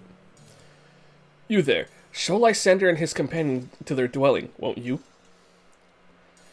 Better hurry up. Knowing her, you'll just get even more injured if you take your time. Yeah, don't get carried away and start taking them down any side paths, got it? If you do that, no one will be able to find you guys once night gets here. Yes, I know. I'll be fine. Thank you for giving me this job. If you'll follow me, everyone, I'll show you back to the tent that's become your territory.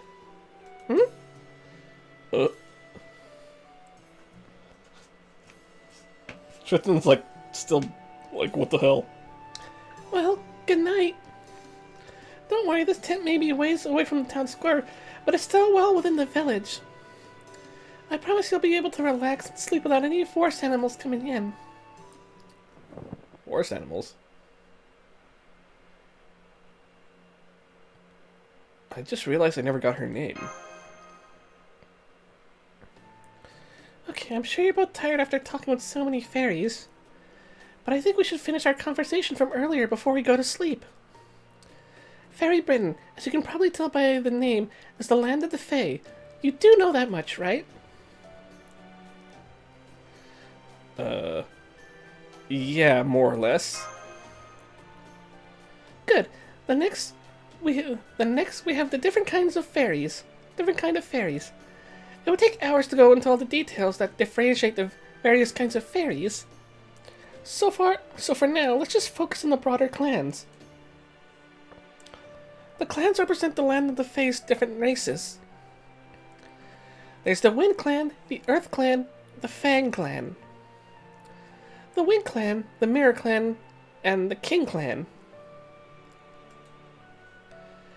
Members of the Wind Clan, like Holoboromia, are humanoid fairies that look just like humans, basically. They're all very rational and peaceful, and they have excellent Fae markings. Members of the Earth Clan, like Onfam, are solid, stout, and stocky humanoids. They're the hardest working of all the clans, so we need their help to make roads and buildings. Members of the Fang Clan, like Doga, are basically wolves that live as one within the land. They love to fight, and they're very good at it.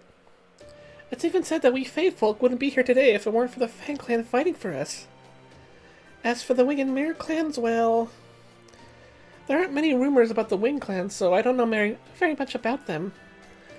And the Mirror clan used to be the most popular clan in all of Fairy Britain, but then a few years ago they disappeared along with their entire city. What about the King clan? Do you really want to know, Lies? The King clan is the biggest bunch of good-for-nothings in all the land. The only thing they ever make is trouble.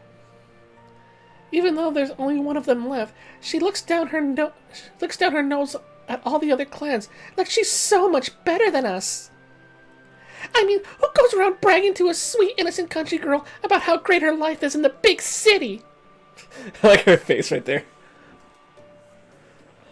Then there's those flamboyant clothes she wears, and all her servants and her oh-so-cool plan for the future. I wish she'd just die. Note to self, do not mention King clan around MASH ever again. Sorry, that may not have been entirely fair. Please just forget I said anything. The King clan is a kind of special case. You see, there's really only one of them. But she's also a kind of, protective queen bee type who welcomes anyone who serves her as a King clan member in their own right. If you ever have the misfortune of meeting her yourself one day, Lysander, you'll see what I mean. It's obvious to pretty much anyone with eyes. Everything about her, from the way she looks to the way she acts, just screams.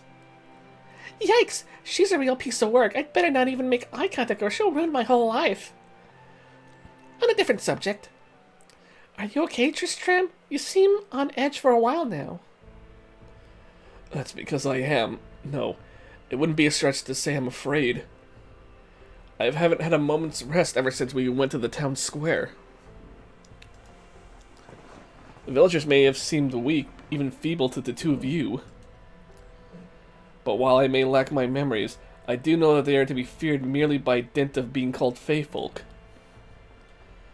Even that Fae girl who showed us the way to the square holds some manner of mystic.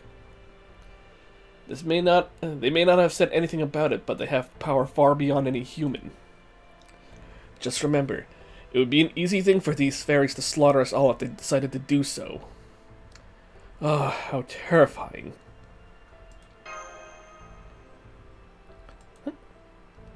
I guess you must have served in the military at one point, Tristram. I can't even imagine two fairies fighting each other. Maybe I could see it for one of the soldiers who served the queen in her castle. But I was taught that fairies always resolve their differences through peaceful discussion, no matter what they may be. Well, I suppose there might be the occasional eccentric exception to the rule. But there wasn't a single fairy at the square who disliked this. You may be right. I certainly didn't sense any hostility from them. Of course, they're not dangerous at all. They're also peaceful. It's a little hard to believe.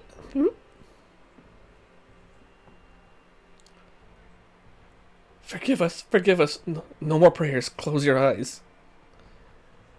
There's not much fun time left. The veil has fallen. Extinguish the light. Today is ending. Farewell. This day too will end. Forever. Forgive us our sins. It's too late to do anything now, but make sure everything is cleaned up.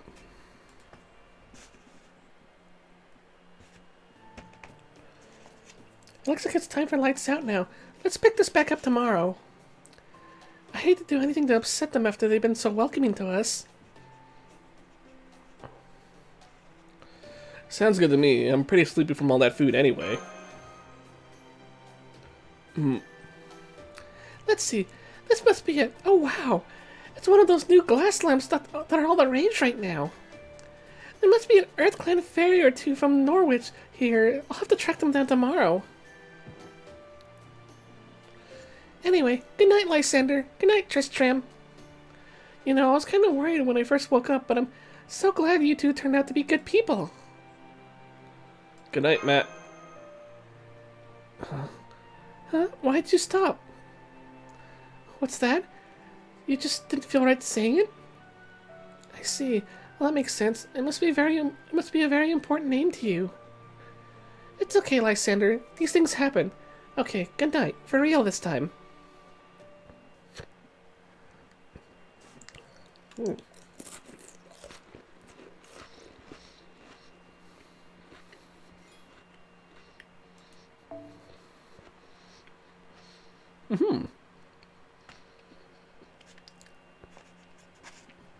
Okay, so it looks like we're fighting a rider.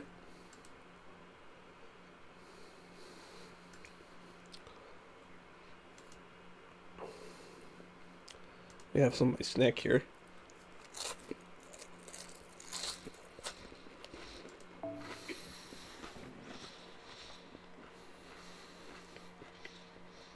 Uh-oh.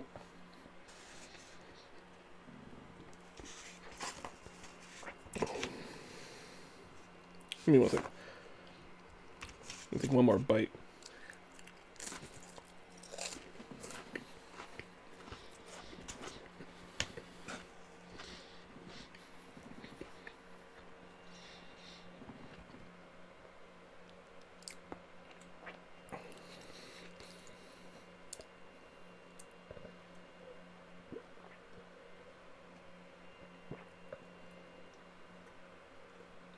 Huh.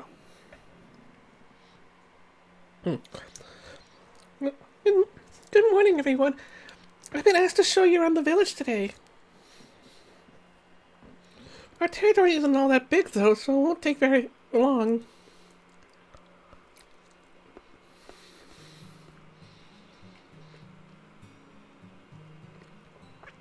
Cornwall is built on the remains of an ancient city.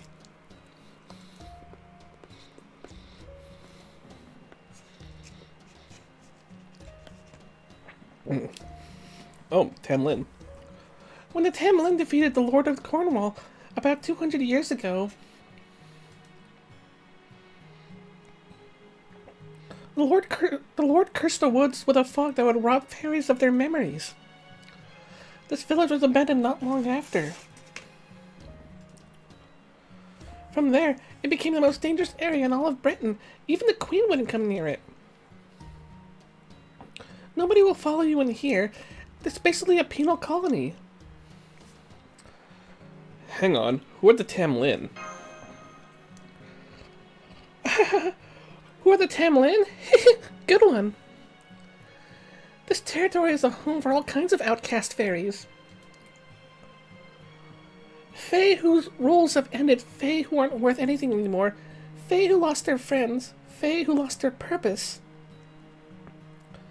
All we can do now is wait for our lives, our fates to come to an end. Every fairy here is so kind. They much rather help each other than compete with one another. But there isn't a place or... Sorry. Sorry. There's some good cheese and crackers. But there isn't a place for a fae like that in Her Majesty's Britain. Dying is much better than having members of your own clan laugh at you, or ignore you, or steal from you. So everyone here came to the forest to end things. Well, that's what I think. I don't know what to say. I'm still good. Hey, it's Lysander. Man, yesterday was a blast, wasn't it? Huh. Anyone who enjoys a good meal as much as you do is alright in my book. Hope you're hungry, because I'll be bringing plenty more food back with me today. Good day, Lysander. I must say your voice is as warm and full of life as the spring breeze. Huh. You guys are really nice. Why not try your hand at a song today? I'll even break out my harp for the first time in ages. Hey, Lysander. Let me know if you need any of your clothes mended. I've still got some cloth from Norwich left over, and I'm sure you look good in whatever I whip up. Oh my god, these people are nice. bewildered at the difference in treatment. You certainly are popular, aren't you, Lysander? I mean, I'm in the much same boat myself, but...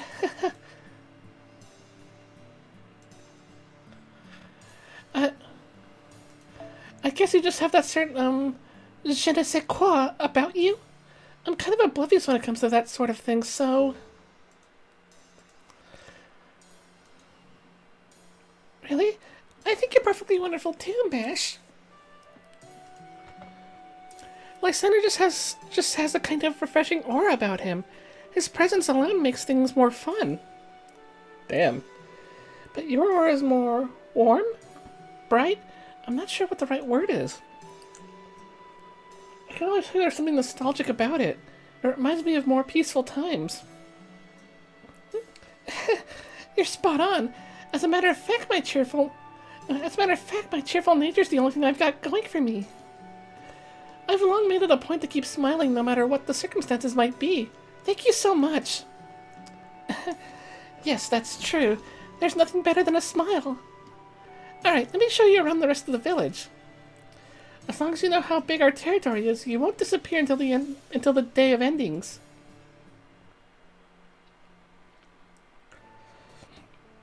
Well, that's our village's territory. Is there anything else you'd like to know? The Nameless Woods fogs never comes into this village, right? How thick is it outside the village walls? Also, if this village used to be a city, does that mean there's still a road back inland? The fog is too thick as long as you don't... The fog isn't too thick as long as you don't go deep into the woods, but that won't stop you from getting lost. And the road back inland is completely overgrown now, so it's impossible to find. I see. Then I guess we'll really need to put our minds to it if we don't want to leave these woods. Huh? You want to leave, Mash? Huh? Oh no, not at all. I was just curious. You don't want to leave either, right, Lysander? I mean, you came to the Nameless Woods of your own volition, so... I'm not sure. I still have no idea what's going on. I see. That makes sense to me. I had a feeling you three were a little different from the other Fae who come here. I was even wondering if maybe you actually end up lost in here by mistake somehow. Well, if there's anything you ever need, please let me know. I'm not much good for anything besides showing fairies around, but I promise I'll help however I can as long as it doesn't get me in trouble. Okay then, I think we've got the lay of the land now. Now that there's just the three of us, shall we get to it, Lysander? Huh? Oh, silly, you really are an incorrigible jokester, aren't you? What else could I possibly be talking about in a situation like this besides testing our skills? Now come on, let's head out into the forest for a bit and see how good we are and what kind of tactics we excel in. Magecraft is power, and as they say, if you don't use it, you lose it. Oh boy.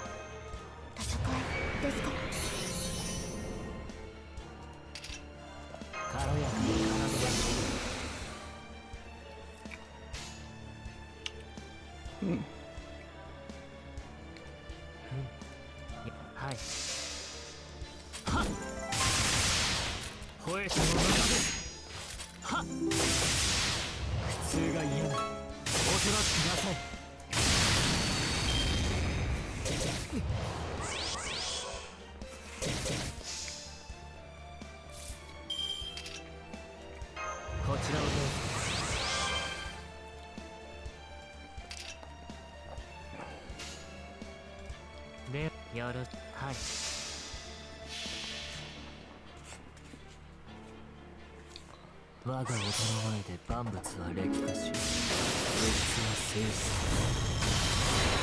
ビルノート吠えても無駄です苦痛が嫌ならおとなしく出せ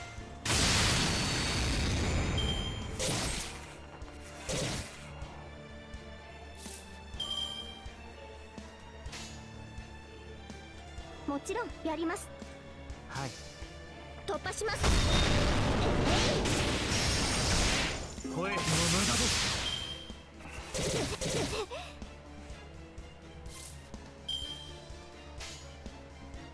ホークや我が衰えて万物は劣化し物質は静止ビルノート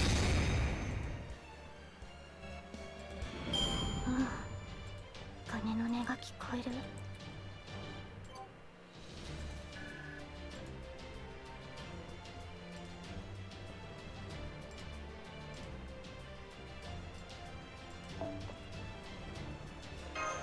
Oh my god.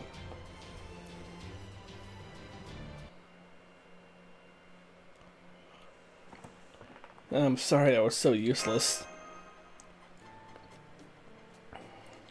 No, not at all. I just feel terrible about this. Like, you have basically no fighting ability. That must mean you come from such a high social standing that you don't need to do your own fighting, so... Oh my gosh, are you the son of one of the clan chiefs, Lysander? And here, I've been treating you just like anyone else. I'm so sorry, you must think I have no manners at all. Can we just please forget this happened? I promise I'll do better starting tomorrow.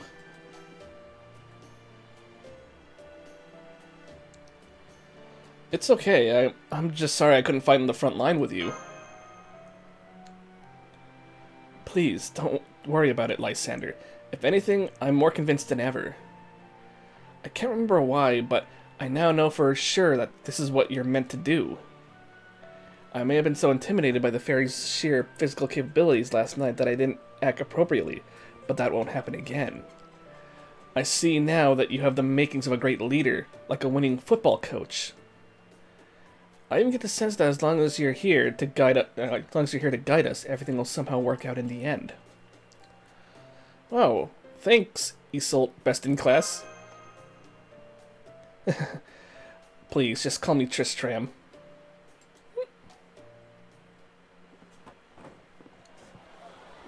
Hey, partying again. That's right, we're outcast. A bunch of losers who couldn't even pay the annual existence tax to keep us in the Queen's reign. It was just a matter of time until we decided to come into these woods and forget everything we ever wanted to accomplish. But don't worry, there's no need to be afraid. We may have...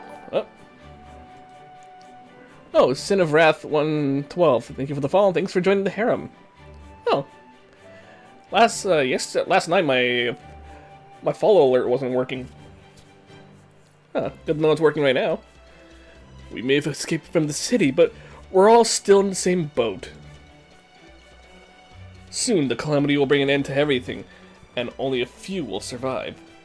So we may as well live the rest of our days here in peace. We, all of us from 6 different clans, live for festivities. We're scared of the Queen, we're scared of the Moors, and most of all, we're scared of ourselves. Oof, I couldn't eat another bite. What a lovely song. A single tempo, to be sure, but there's something strangely invigorating about it. I would think it was improvised if they didn't seem so familiar with it. Well, of course they are. These kinds of festivals where everyone comes together are what all Fae live for. It's the only time the Wind and Earth clans can set aside their differences. Well, as long as they don't drink too much anyway.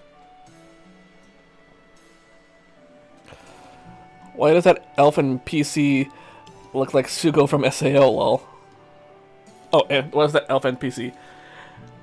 Well, I mean, because right now we're in the land of the fairies, though, so there's bound to be a lot of them that kind of look like the Fairy King Oberon from SAO, which is ironic though because Oberon is Oberon is a Seminole servant. Spoiler warning, sorry. For those who don't know, but for those who do know, you know.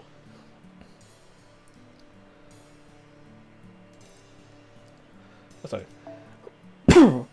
There's some fairies who really get drunk on the atmosphere, I guess. What? Had enough already, Lysander? No need to hold back. You only just got here. Or was your journey here even harder than we thought? Those marks on your right hand are unusual, but they're still command spells, right? And 3 of them, no less. Damn, you poor thing. Well, don't worry. You can forget about all that now. You can forget all about that now. No one's here gonna force you to do anything. You did good hanging in there until now, especially for one as twiggy as you are. So he knows that they're command spells. Huh? Come on, you don't gotta get all weepy on me. No, it's okay. Just take as much time as you need. Take as much time to rest as you need. When you get bored, you can help us out with the village stuff. What a kind fairy.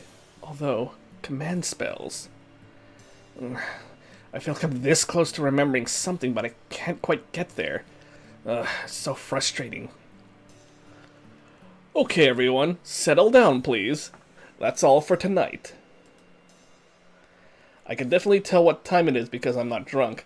Nope, definitely no drunkenness here. Now go on, it's time to get back to our tents before the beasts come out. Ah, that's why we have to go rush to our tents. Don't blame me if you end up eaten alive. Marm, Thania, Dumbledon. We win fake and make it back quicker than anyone. The responsibility of keeping order falls to us, the most beautiful clan of all. I see Holobaromia is just as much of an ass drunk as he is sober. Alright, let's get back home so we can be ready for tomorrow's feast. Later, Lysander. Oh, I'll have to show you around our athletic field tomorrow. There's nothing more fun than a good ball game. I guess that's all for today's welcome party then. Though it sounds like it'll pick back up tomorrow. Indeed. Now I understand we've truly been welcomed with open arms. I'm enjoying myself quite a lot. Even though you still haven't relaxed your grip on that, bow? Yes, well, it seems old habits do die hard. Apparently, I used to keep my fingers on my bowstrings even when I was asleep. I swear, between my ears peeled and reading the wind 24/7, I guess I must have really loved training. Oh well, I'm sure any habit can be broken eventually, especially since we didn't have to fight here. Or since we shouldn't have to fight here.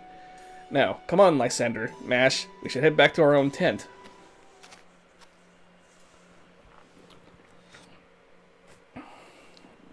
Hey you, make sure you clean this place thoroughly. We're doing this again tomorrow, remember? Yes, sir. You, do want me to clean up after everyone, right? Of course I do, idiot. What else could I have meant? Can't you do anything on your own? I'm sorry, I'm so sorry. I promise I'll do my best. Hold on, was that... Never mind that, Lysander. Let's just head back to our tent. We're still outsiders here after all. We should get a grasp on the situation before we go poking our noses into their business. You don't want someone you barely know telling you how to live your life, right? Even if all the Fae who live here are peaceful, we're still not in a strong position. We've got nowhere to run if something goes wrong. So we need to be extra cautious here. You understand, right? I guess you're right. Great. We can ask about it tomorrow. I'm sure whatever seems off to you now will all make sense once we've talked to them about it.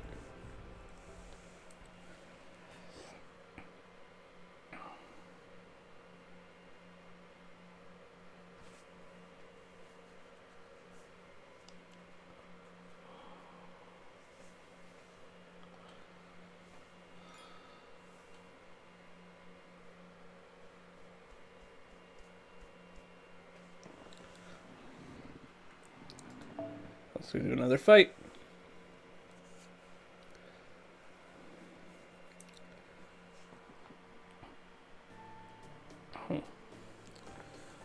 Good morning, Lysander. Do you sleep well last night?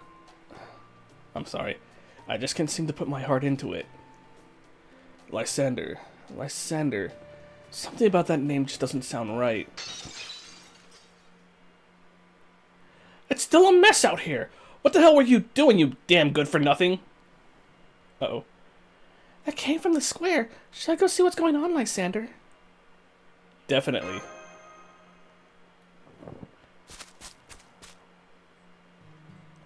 Okay, so it was her that was doing it. Sorry. I didn't know who was doing it. That's why I just did it in the normal voice. This is awful. We can't possibly put on another feast tonight. Why did you do anything? You hate Lysander or something? Not at all. It's just... I forgot what I was supposed to do. The next thing I knew, it was morning, and you were all yelling at me. Looks like it happened to her again, Doga. Guess we're SOL. As in shit out of luck. Forget it. I should have known better than to ask you in the first place. Just go. Get lost and don't ever come near the village. I don't want to see your stupid face again. Really? Thank you so much for forgiving me. I hope you'll invite me to the next one too. That was kind of awkward. Oh hey, Lysander! Yesterday sure was a hoot, huh? You had that fairy girl clean up everything by herself? That fairy girl? Hey, what was her name again? The hell should I know? Damn, what was it again? I think she told us when she first showed up. I'm pretty sure it was Ho or Fu or something stupid like that. Is that what it was? I guess she had a name at first, too. Oh well, once you start forgetting your own name, even without the fog, you're done for. Don't bother about her, Lysander. You don't want to catch her nameless disease. So, she doesn't have a name. Is that why you treat her like that? What do you mean? No fairy without a name's worth anything, right? No fairy without a name's worth anything, right? It's not like anyone would miss them if they were gone. Yeah, she doesn't even have a place here. Her tent's outside the village. Yep, our territory just doesn't have room to spare for her. But I will say I'm impressed she's still alive. She might be more banged up every day, but she's still got all her arms and legs, so who knows? Maybe she used to be some kind of big shot. Not that that's doing much good for her now. Guess not even the beasts of the forest got any interest in nameless meat. Anyway, that's enough about her. Come on, Lysander. I told you we were gonna play football at noon today, right? See you at the athletic field.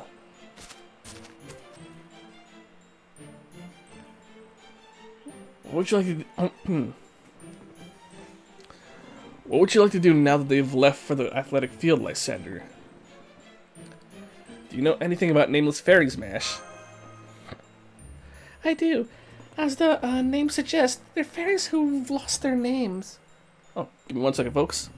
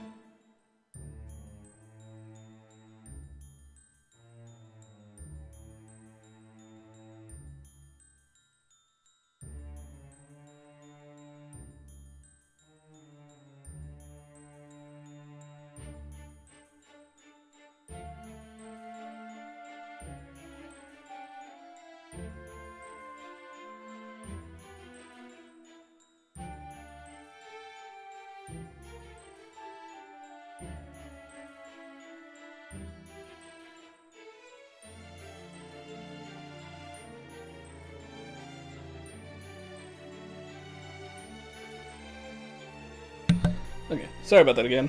I don't remember what they're just called. I don't know if I read this one, I'll just do it again. I do. As the name suggests, they're fairies who lost their names.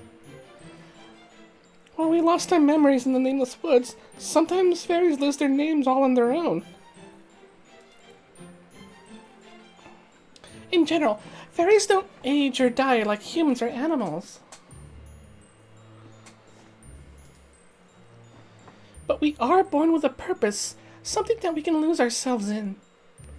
Fairies who lose that purpose lose their names and then grow steadily weaker until they die. That's what happened to that girl. It must have been quite some time since she lost her name. So is it true that she really doesn't have a home here? I'm sure it is. Fairies tend to shun fairies who have lost their names. Honestly, the fact that she's even allowed inside this village speaks volumes about these fairies' generosity. I know what you're thinking, Lysander, but we can't. If we invite her to stay in our tent, it will really upset the fairies in this village. The best we can do is visit her home and get rid of anything that might be dangerous. We may not be able to invite her to the village where it's safe, but I'd be happy to at least make her home just as safe as the village. I knew you'd come through, Mash. Huh? Why are you holding my hand? You're shaking my hand to express your gratitude and faith in me, huh? That's a new one on me. But there's something really nice about it. I think I like this custom too, Lysander.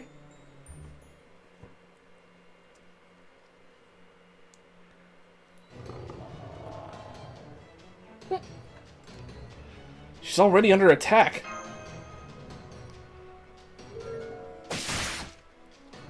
There. I've driven the beast back a bit and opened up some space for the girl. I swear in my bewitched bow that I won't let them take another step toward her. Thank you, Tristram. I'll take it from here. Hey, you leave her alone right now!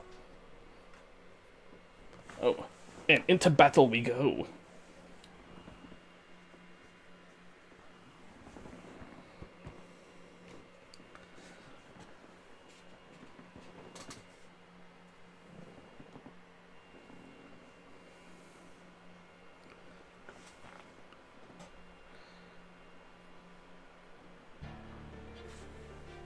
Kaなり痛いですが、授業料ということで。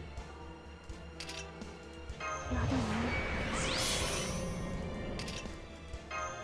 白兵戦、行きます。軽やかに花火やります。をやる。はい。ここでまっすぐ。と。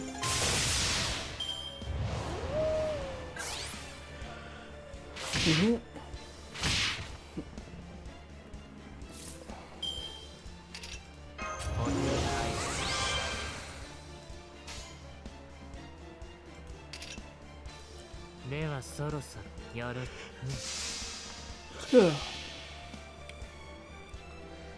死をもってあがないを。殺戮をもって収束。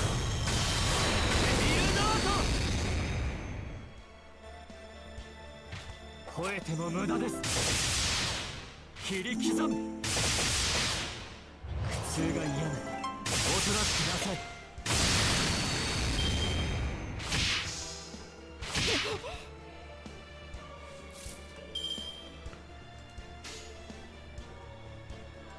もちろん。はい。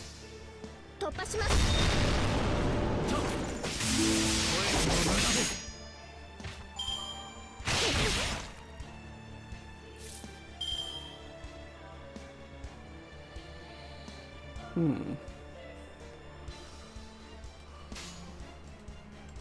よろしい。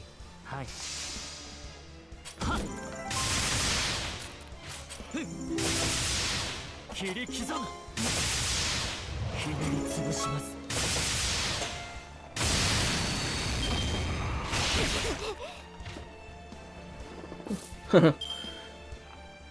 Oh no! Other Mash. では、よろしい。痛みを歌い、げ切る可能性フェイルこれが正式なですでは鎮魂の曲を一つ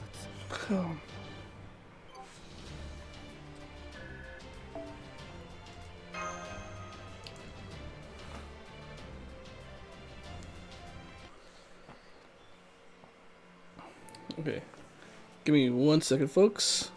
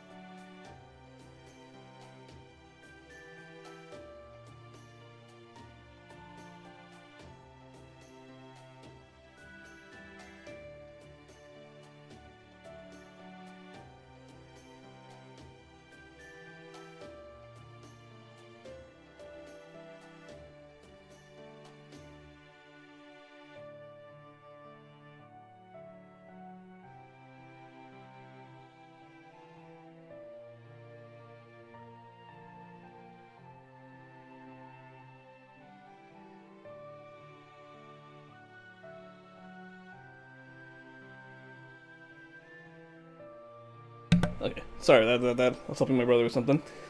Okay, cruel though it may be, I made sure to aim for spots that would be extra painful. Hopefully, this will teach the other beasts that this part of the forest is dangerous. I agree. That seems like the best way to go. At any rate, that was an amazing shooting, Tristram. Are you sure you don't remember being a soldier? Or maybe a hunter? Either way, the king you used to serve must have been proud of you. Yes, well, I certainly hope so. That's weird. I can't sense any magical energy when he plucks his harp. Does that mean he's from the Wind Clan?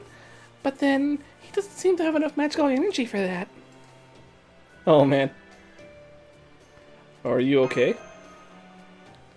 Huh? What's going on? Did you do that for me? Yes, we did. Lysander insisted on checking up on you. Are you alright? Did those beasts hurt you before we got here? Oh no, I'm fine. I'm used to this sort of thing. So, is there something more I can do for you? I already showed you around the village yesterday.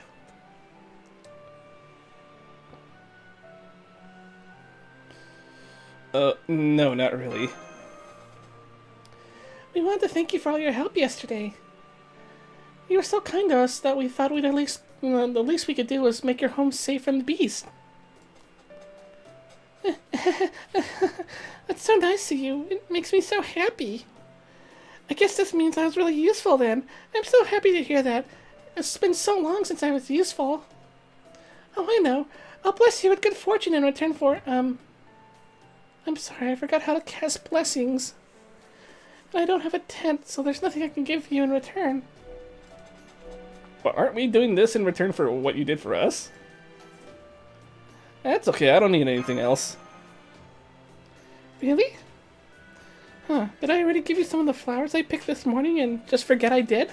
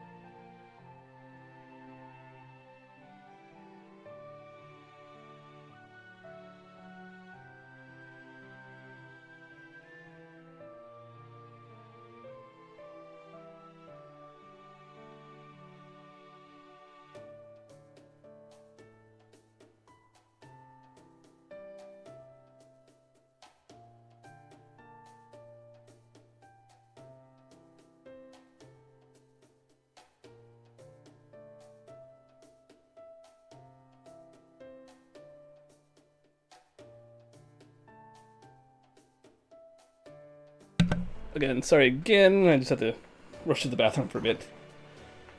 Lysander, Tristram, why didn't you go back to the village without me? I'm going to put up a bounded field to ward off other beasts, but it's going to take some time. Oh? Well then, we'll stay here until you're done too. Those beasts can go back at any time, so Lysander and I can protect you while you put up the bounded field. No, that's okay. I can handle those beasts alone if it comes to that. I see. Well, if you're sure, is that alright with you, Lysander? Okay, if you say so, Mash. Alright, I'll see you two later then. Have fun with the other fairies.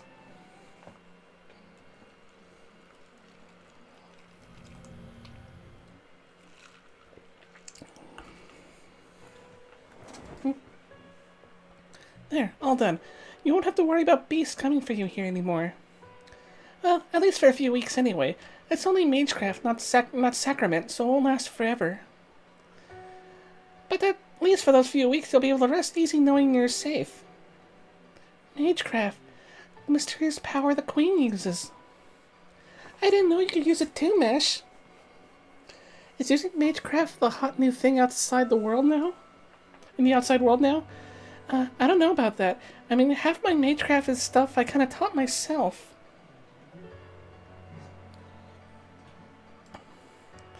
Besides, that stuff's kind of why I ran away in the first place. I mean, me, save Britain with magecraft like this? That's just not possible. Mash?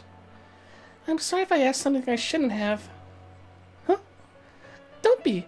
That was just a bad habit of mine. You're not the reason I was feeling sad just now. Do me a favor and just forget about it, please. More importantly, I think it might be better if you moved away from that village. It's not the other fairies' fault necessarily. You're just not a good fit for it. What about Salisbury? No, wait. They're very hostile to wind fairies with damaged wings there. How about Norwich? They say fairies and humans live side by side there. And who knows, if you find a human who's a good fit for you, maybe you'll even find a new purpose too. Thank you, but I'd rather stay here. Even if I did find a new purpose, I still wouldn't have a name. I think I must be exhausted. Nothing ever goes right for me, no matter what I do or what help I receive. I must have been so despondent with myself that I even forgot the most important thing of all, my name. So, I don't need to go anywhere. Here, nobody will be angry at my old self. Here, nobody will blame me for being a terrible fairy who wasted her life unable to fulfill her purpose. But I'm really sad. Not because other fairies in the village hate me, but because I can't remember my purpose anymore, or my name. I see. I guess not having a name really is a terrible thing. In that case, what about this? I just came up with the idea now, but...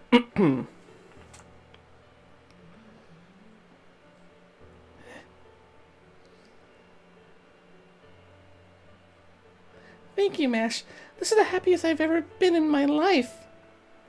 Oh, come on. You're just being nice. Huh? I see. Then I'm happy you're happy. Still, don't forget, this is our little secret. If the other villagers find out, we'll both get in trouble. I'm sure they'd say something like, even a village of outcasts has rules. Or Cornwall doesn't need any weird made-up customs. That's true. You might not know, know by looking at him, but Hala Baromia actually used to be an aide to Lady Aurora. Even now, he still admires the elegant fairy way of life. I really love that about him. I feel the same way. He might act high and mighty, but I could tell right away that he really cares about the village. Oh gosh, I didn't realize we were talking for so long. I better get back to the village. I'll come again tomorrow, okay? In the meantime, enjoy your peaceful night's sleep. I will. Bye-bye, Mash. See you tomorrow. See you tomorrow. Huh. Ow. What just happened? Why does my right eye hurt so much? Where's a puddle I can use for a mirror? There. What's going on in my eye? Well, what the hell? Ah! I see. So I've turned dark. I guess I'm done for now. And just when something finally worked out for me, too. Okay, now I feel bad for her.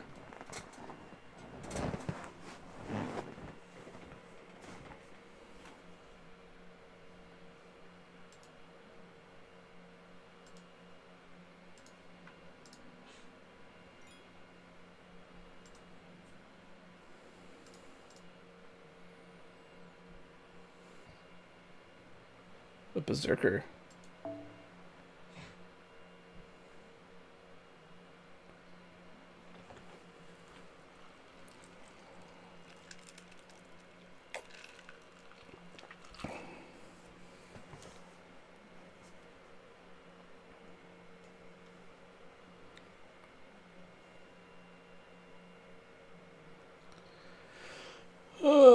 Morning. Good morning. It may be a shame to not have a banquet, but there is an upside. We got to bed earlier. So what would you like to do today? If you don't have anything particular in mind, I'd like to go outside the village again myself.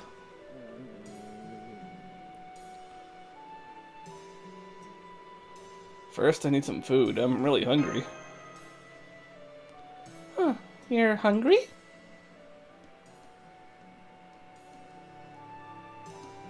Oh, good morning, Lysander. I'm sorry we couldn't give you the welcome you deserved last night. I mean, you guys gave me a welcome for like a few nights in a row, so... Fortunately, we should be able to make up for it tonight, so I do hope you're looking forward to it. Is something wrong? You don't seem like yourself. I'm okay, I just really need to eat something. Is there any food I can have? Huh? You're hungry because you didn't have anything to eat? Don't be ridiculous. Needing to eat? It's not like you're human or some... Wait. You're serious? You know, now that you mention it... Oh my, I can't believe it. I never thought such a thing could be possible. Hello, Boromia? Everyone, I have big news. Lysander is human. We have an unregistered human with us. Huh? Come on, it's too early for this nonsense. There's no way a human would be here if all... Uh-oh. I'm not joking. Take a closer look. It's not that his wings are torn off. He never had them to begin with.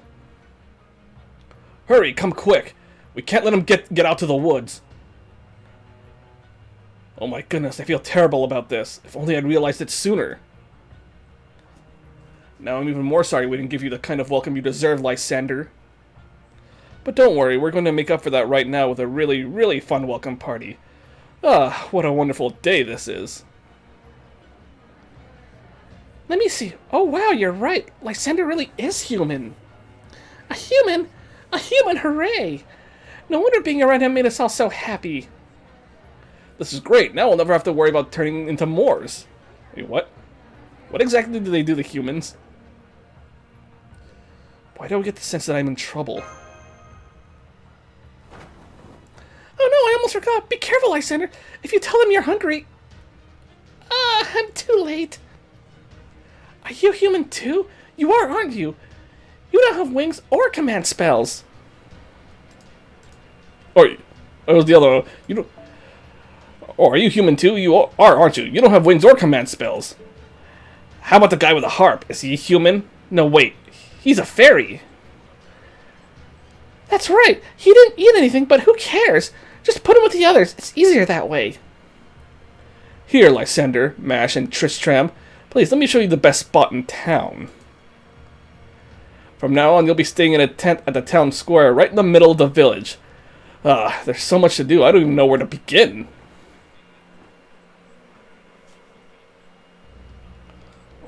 Welp. It's been half a day since we were packed into this tent without so much as a word of explanation. How's the food they've been bringing you every hour, Lysander?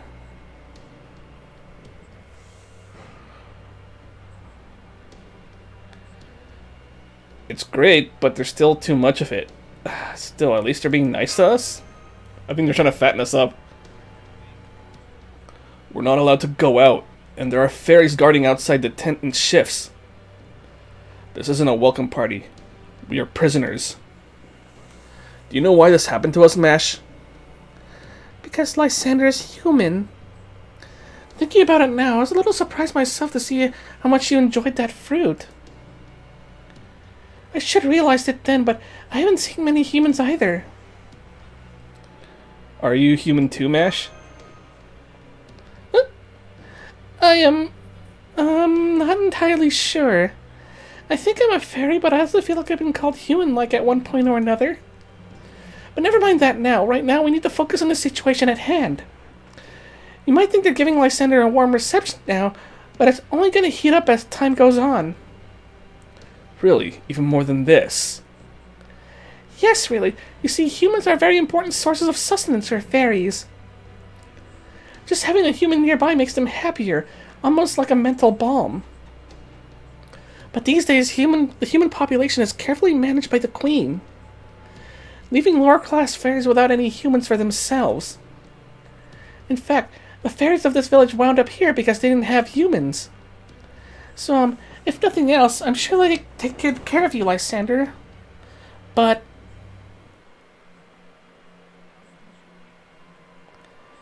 Yay, humans! Humans in the village! And not defective ones from the rebel army or ones made for the Queen. Real high-quality humans. This is so great! We'll have to keep them safe so that they don't get hurt. We'll have to figure out what they eat, too. They say you can't just give them nuts and fruit. Humans like meat, right? So I'll have to go hunt for some meat in the woods. Man, I'm so jealous of the guards. I can't wait until it's my turn. I just want to be near them. I just want to make them laugh, make them uncomfortable, make them cry. What? I want to comb their hair and pull off their fingers and skin them alive. Okay, that's a little eerie. Too bad there's only 2 of them. No fair that Holobaromi gets to decide who goes first. We'll never all get a piece of them that way. I just know I'm gonna miss out. Yeah, we should just chop them to pieces and share with everyone. I'll take the left eye and you can have the right. Yeah. I'll take the ring finger and you take the middle one. Yay, that way everyone can each get a piece. Hey, what do you guys think you're doing? It's not your turn yet. Go back to your tents. And don't try anything with Lysander. You should have seen him on the athletic field. He used his head to score a goal. His head! I've never seen anyone play football like that. He's a real entertaining lad as long as he's around. And we're gonna have more fun than we've ever... What the? Who the fuck decapitated him? You talk too much, Doga. We don't need talkers.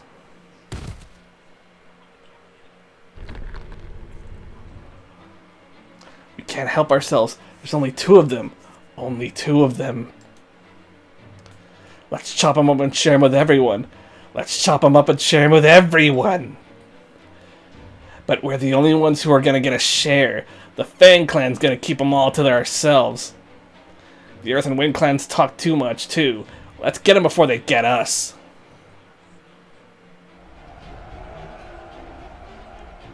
Is that fighting? I'm not sure exactly why, but the fairies seem to be fighting amongst themselves now.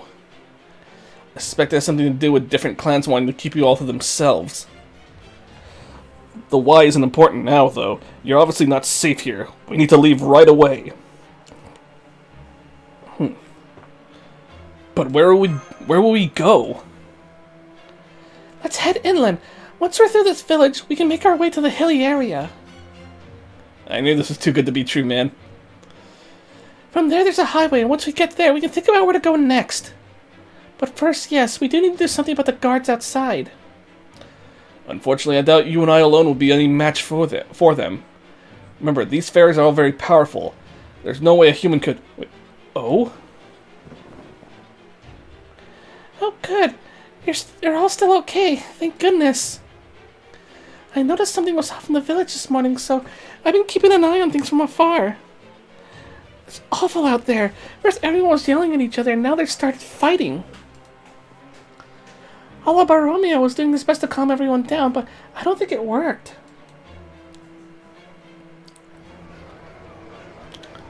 Hey, keep an eye on things near the tent. Don't let anyone near it. I know we killed all the Wind Clan bastards, but there's still some fangs out there. All the Wind Clan guys died? Ain't no way we're letting those veggie lovers take the humans away from us. We gotta divide them both up evenly amongst the Earth Clan.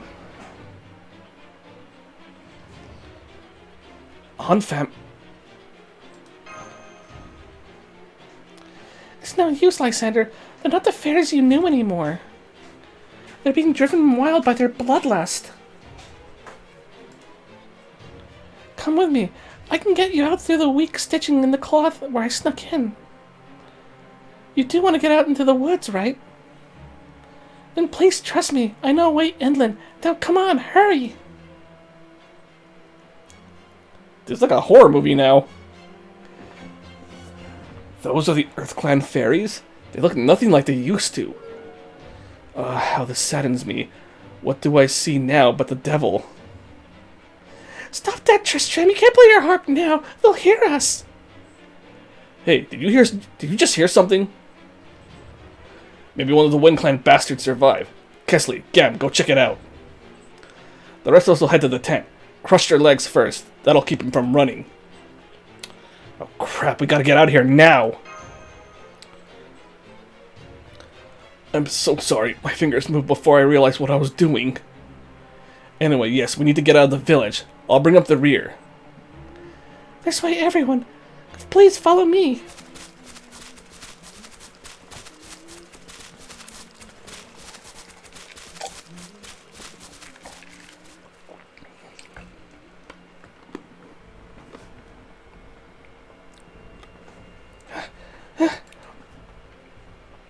Yes, this is it. Once you cross those 3 hills, you'll be far enough inland. Are you all okay? I know we've been running non-stop. I'm okay. Well, I'm managing. Indeed. There were 2 fairies after us, but it seems we lost them after we crossed that first hill. They must have gotten lost in the fog. I guess all that time he spent living outside in the forest must have paid off. Thank you for showing us the way. You've been a huge help. But are you sure about this? Now that you helped us escape, doesn't that mean you can never go back to that village? Yes, it does. But please don't worry about that, Mash. My home is safe now thanks to you. Now please, don't worry about me. You need to leave the forest as soon as possible. Go, quickly, before the villagers find you. I have to put more distance between you and them. What's that mark on your face? What mark? I can smell the wind now. It smells just like good old Salisbury earth. Soon we'll be out of the woods. Not much longer. Beautiful Britain. You haven't changed a bit. You're just as I remember from when I had a name. Almost there. Just a little more. I see a slope ahead. That must be the last hill. Once we cross it, we'll be out of these woods. Yeah, and I bet someone's gonna be waiting right for us. Thank you. We can never have made it this far without... What's wrong? Uh-oh. Gah! Okay, I can't really scream right now. Agonizing pain. Oh my gosh, are you okay? Are you hurt? Why didn't we take a little... Shut up! Just shut up! Don't touch me! Don't touch me!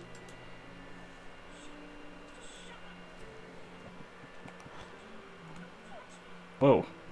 She's acting really... It hurts! It hurts! It hurts so damn much! It's been hurting for all these hundreds of years I spent alone! They kept forcing me to do things I couldn't do. Hundreds of years of endless frustration. Nobody ever helped me before. Nobody ever even noticed me before. So why did you have to be kind to me now when it's already too late? Idiots! You're idiots! Have you really not figured it out yet? I tricked you. The only reason I brought you out here is so I can keep you all to myself. Why else would I be doing this? Why did I? Yeah, I can't really scream that one. Is that a Morse? Get ready, Tristram, Lysander. She's not a fairy anymore. She's Morse now. Just a thing that can no longer speak or listen. It's a dark sledge that fouls the world just by existing. It is Britain's curse, and it is death to fairies. Oh wow, that's kind of sad though.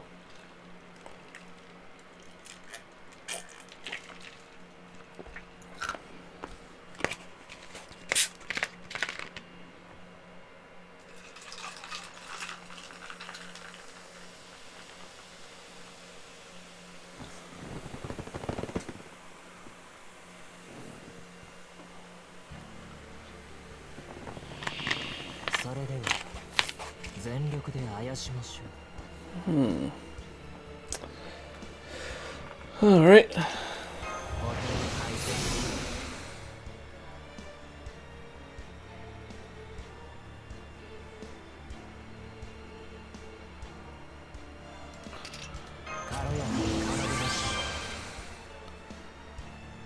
Oh, I can actually hit him with a noble phantasm now.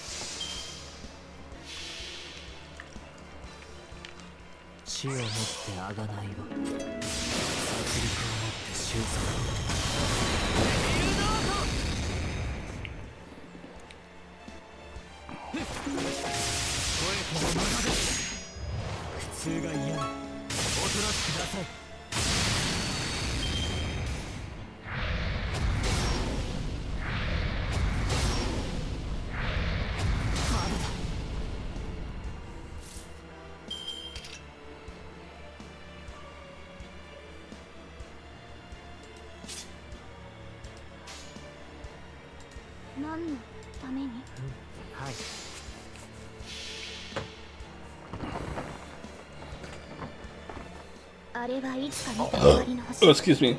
どれほど遠く汚れても私は星を探すのです。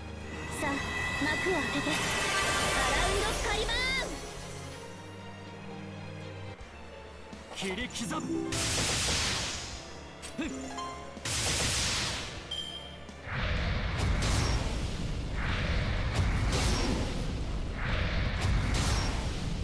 Oh, he's going straight for Tristan.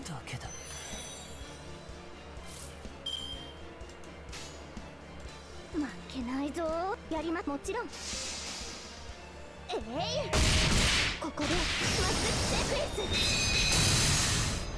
ほら、覚悟しろ。今回はうまくいきました。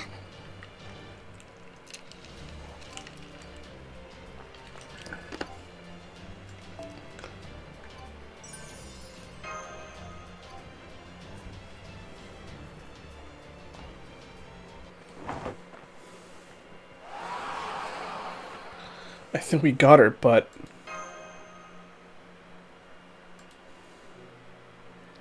Be careful, Lysander. She's not done yet.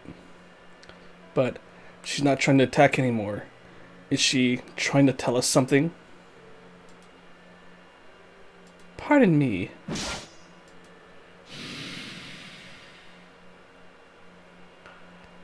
I hope you don't mind. Oh, it's him!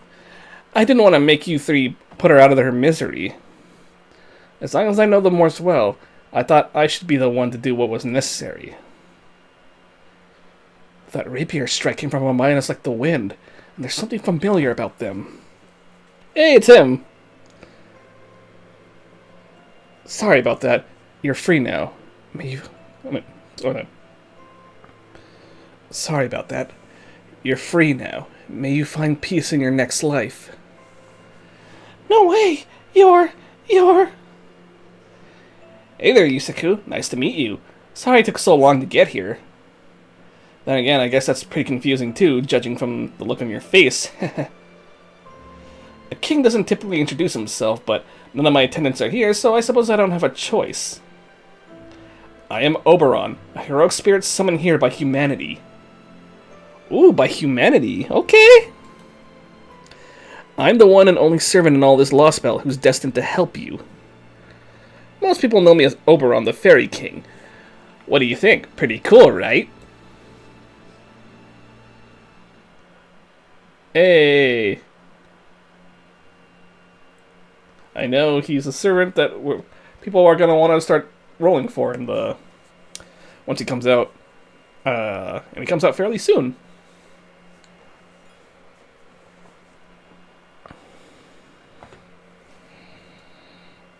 And the last part of section 1. Oh, I forgot to get my little thingamabobber there. But oh well. Most people know me as Oberon the Fairy King. What do you think? Pretty cool, right?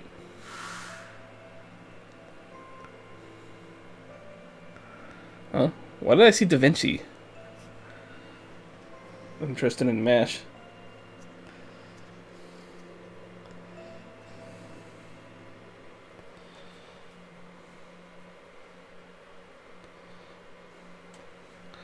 That's right. My name's Yusaku, and yours is... Indeed, you are Yusaku, the master of Chaldea. And I'm Tristan, knight of the bewitched bow and the child of sadness. At last, I finally remember everything. As for you, Mash, your name's not really Mash. Oberon? Not Merlin. Merlin? Oh, I'm sorry. You're just, not exactly who I was expecting. But you look so much like someone I was thinking about that it threw me off for a moment. At any rate, I remember who I am now, too. My name is Castor. Altria Castor. Oh, but that's kind of a mouthful, isn't it? Really, Castor was just my name in the village I'm from, so please just call me Altria. I'm relieved to see you've got your names back. Now we'd better hurry or you'll get caught in that fog again. Go on, get going. See those trees over there? That's your goal. First, you should all see what Britain is really like. After that, we'll have plenty to talk about. That's true. We need to get out of these woods. I agree. Let's go, Yusaku. It's time you saw the Twilight Island, home of so many fairies. The utopia of wind, earth, and life blessed by song and rain. The Isle of Britain.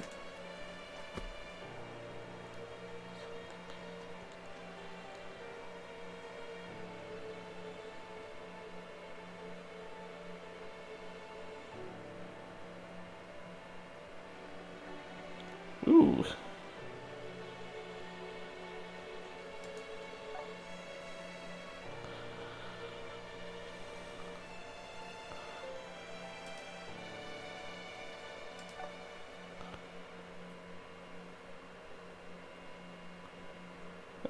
Make some good, a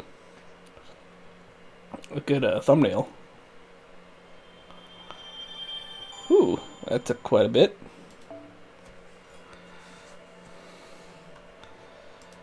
Okay, it's one. So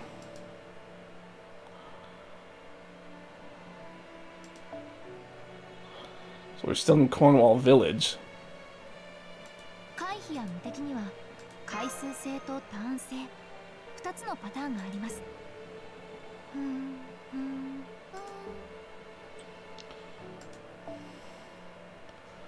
Fragment 1.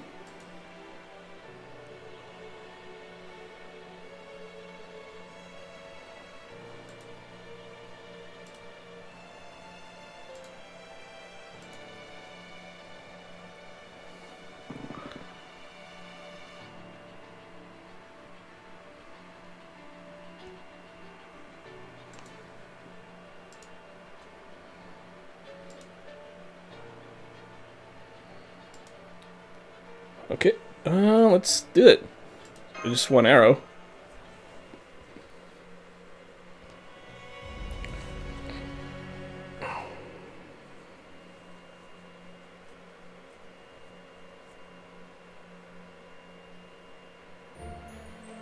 Meanwhile, several days after she got separated from Yusaku, the girl managed to make it out of the Nameless Woods on her own, and ahead of the others. Was it the difference in her innate servant abilities? Simply a stroke of good luck? Neither, in fact. She was simply swept along by a Morse current and unceremoniously spat out somewhere else. Hey, Mash. Hey, she has her old armor on. And she doesn't have, like, the modified shield, just the original Galahad shield. Gah.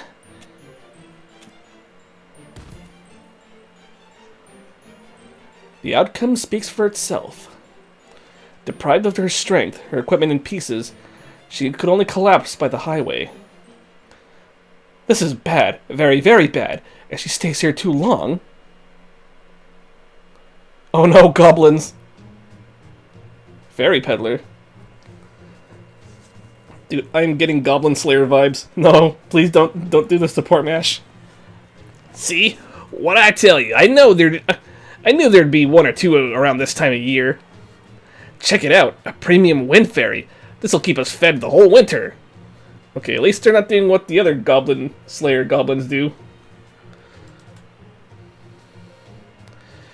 She'll be easy pickings for the slave hunters who prey on fairies who wander out of the woods. Oi, get a collar on her before she wakes up. I don't know who she is, but it won't matter once we sell her. We'll make a bundle and she'll get a nice warm bed and someone to, keep her company. Now that's what I call a win-win. A wolf! There's a wolf here! A wolf? But fortunately, fate had other plans for her. No wonder she's my favorite. Huh? That fluffy guy next to her is Sage Grim, the White Fang. Those thugs won't get near her, not with him around. Ah, crap, she's awake. And she looks really strong, too. We're dead! Who are you? No, wait. Why was I collapsed on the ground? Phew, she doesn't remember anything. Hey there, young lady. We're just, a group of kindly caretakers. It's our job to help any fairies who collapse on the side of the road. Yeah, that's it. We're here to help you. Now go on, get in our cart. It's the latest model from Norwich, and it's way better than walking. One of us pulls while the other two smile. That way two can relax and only one has to work. But hey, don't worry. You're our valued guest. Well, we'd never make you pull the cart. Now, what are we gonna call you? Say, what do you think of Anise, brothers? Doesn't that seem like a great name for her? You mean we're not going with Urchin like usual? Well, I guess a little change of pace wouldn't hurt. Sound good to you, Anise? Now go on, try to stand up. Here, hold on to me if you need. Besides, you won't be laying on the ground too long, or the giant, odd, gawky caterpillars will eat you right up. Oh, okay, thank you. I like to just put her name as Anise now.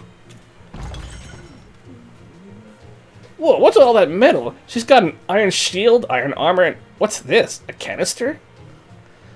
Damn, you think she's one of the Queen's Knights, seeing how she's got all these weapons? You guys sure this is a good idea? What if the Queen kills us? Ha! You're still a big scaredy cat, aren't you, Wag? Don't worry about it. Even if she's one of the Queen's Knights, who cares? Doesn't matter if she can't remember anything. Yeah, what's gonna happen when she doesn't even remember her own name? And if she doesn't have a place to call home, what's wrong with taking her to a new one? As our merchandise, of course. The three fairies exchange a knowing look and cackle. And so she and all her things would wound up on the cart with not a clue as to who she is. The cart begins heading north towards Gloucester, or is it Gloucester or Gloucester, beginning another separate journey. But all that aside. So wait, what about the wolf? Hey, that wolf's still following us. Like, that wolf's still following us? What do we do, brothers? You really don't want to mess with his life. They say if you kill one, you'll become a Morse. Guess we'll just have to let him tag along too. Maybe we can even sell him off along with the girl. Don't worry, these fairies won't be having much luck as long as her intimidating furry friend is around.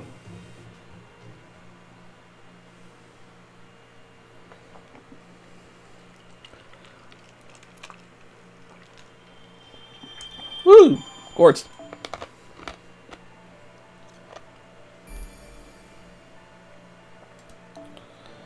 This one has 4.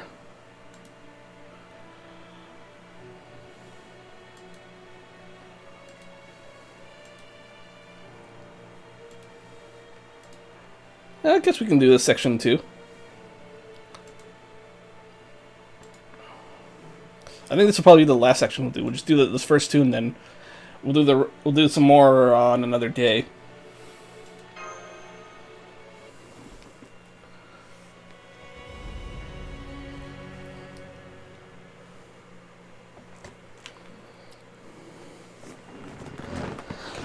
Alrighty.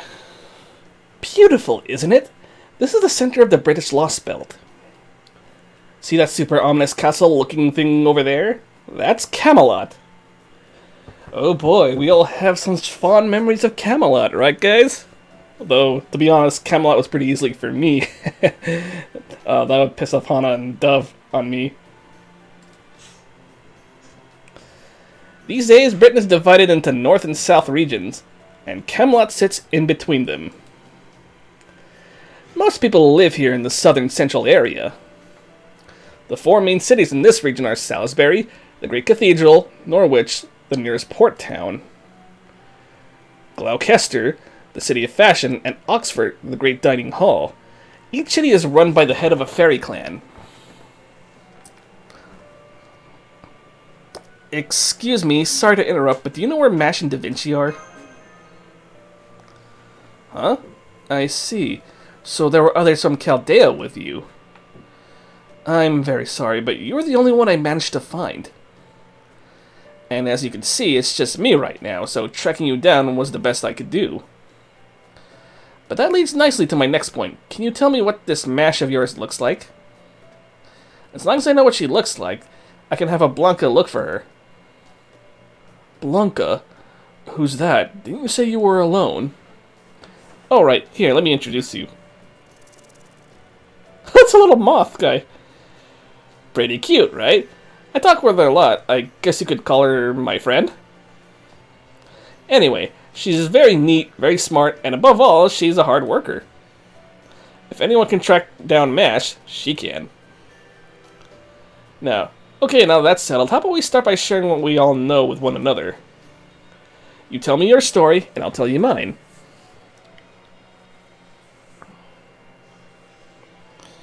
And you know the rest. I see. So you've conquered 5 Lostbelts thus far. And while you weren't originally planning to come to Britain, you, Mash, Leonardo, and Tristan wound up coming here to investigate this collapse. But then after the 4 of you landed here, you got separated in the nameless woods. That's unfortunate. No, I'm sorry I couldn't be more helpful. I had no idea you were the only one lost. If only I'd been more attentive back then, maybe I could have tracked down Mash and Leonardo as well. But I was so excited about finding you that I forgot all about everything else.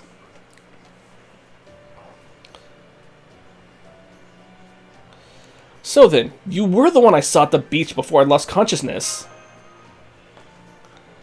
For the time being, there's one thing we can and should check. Mash is your contracted servant, right? Then you should have magical energy connection with her. If it's still active, then we'll at least know she's alive, and if we don't, even if we don't yet know where she is. How about it? Can you check on that for us? The connection's still active. Great! Then all we have to do now is find her. And Leonardo's a servant too, right? I'm sure she's still alive and kicking too.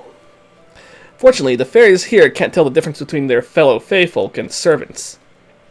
So as long as they're not human, they shouldn't be in too much danger. So let's just stay calm and trust them to handle themselves. Next, Altria, is there something you'd like to say to me? No, not right now anyway. Honestly, I'm still trying to wrap my head around everything I just heard about Chaldea, proper human history, the Lostbelts, and so on. Although, getting back to servants, heroic spirits, is that like a human turning into a fairy after they die? And you said both you and Tristan, are servants yourselves? That's right. If you want to know more about heroic spirits and servants, I'm sure Yusku there will be happy to fill you in on the way. Between a resident of this Lostbelt like you and a master from proper human history who's a guest in this world, you two should be able to catch each other up on almost everything.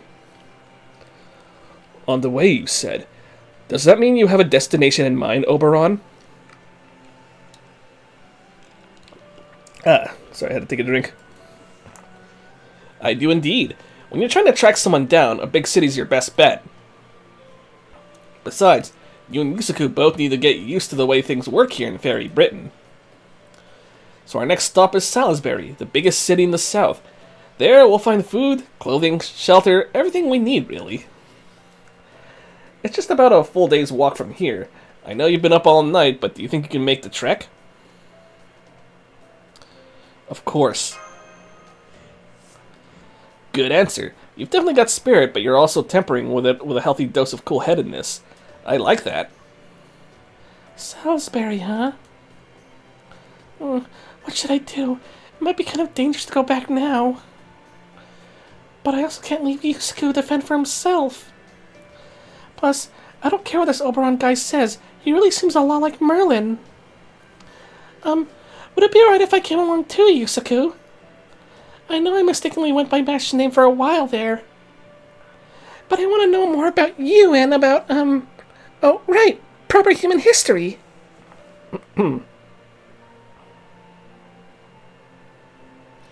Oh, sorry, I just assumed you'd be coming with us. Right, of course not. Oh gosh, what am I even saying? I like her facial expressions. Of course you wouldn't want a country bumpkin like me tagging a... Huh? You're shaking my hand again? Does that mean it's okay? Of course, I'm glad to have you with us, Altria. She's really cute. Ah, yes. Now that's a lovely friendship. I was definitely on pins and needles back in Cornwall, but it seems not interfering was the right choice after all. In theatrical terms, I believe this is the part where we say, now that the actors are in place, the real story can begin. Chaldea alone won't be enough. The Child of Prophecy alone won't get there in time. So I'll need both to defeat the mighty Morgan. Uh-oh, Morgan Le Fay. It's funny because I have Morgan with me.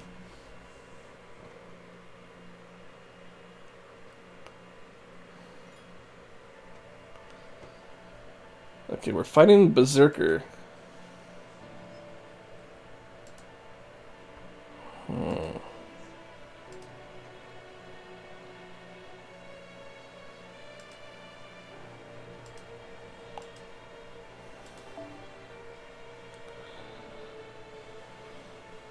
Ooh, it's letting me use more servants now. Alright. So let's go... There we go. Oh yeah, I was sending QP before.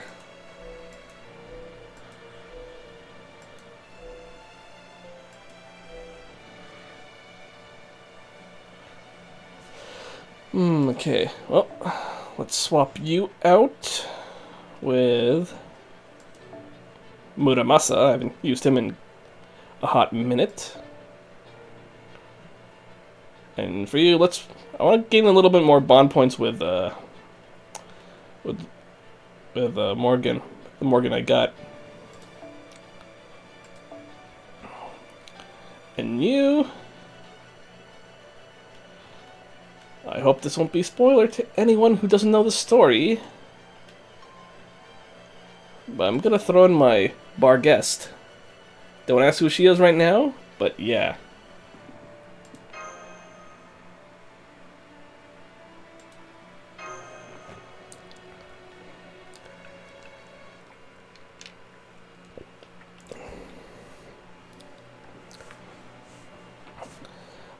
The prophecy was true. That girl is our star of hope. She'll be our salvation. She'll be our path to forgiveness. She's our savior, who drifted to our shores with a ship full of treasure. She's the one who will hear the voice of paradise and chant the promised name. Dear Altria. May you grow to the age of 16 healthy and strong. May the Queen's soldiers never find you. One day you will go on a journey to ring the 6 bells and save all of Britain. A journey to welcome our true king. Gloucester, Salisbury, Oxford, Norwich, Orkney. We may not know what the 6th bell is, but we are confident you'll find it. The staff of selection has chosen you. You are the Fairy Britain's only hope. Now go on. Hurry. Hurry. Hurry. Hurry. Hurry and greet your 16th birthday. We have complete faith in you.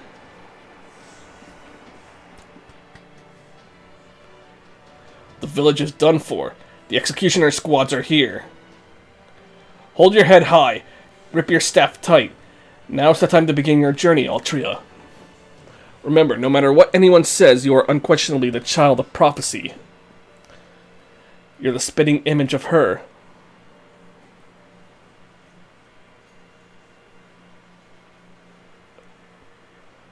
I'm sorry. I'm sorry. I'm sorry I'm so weak. I'm sorry I can't live up to your expectations. I'll do my best, I promise. As much as I can.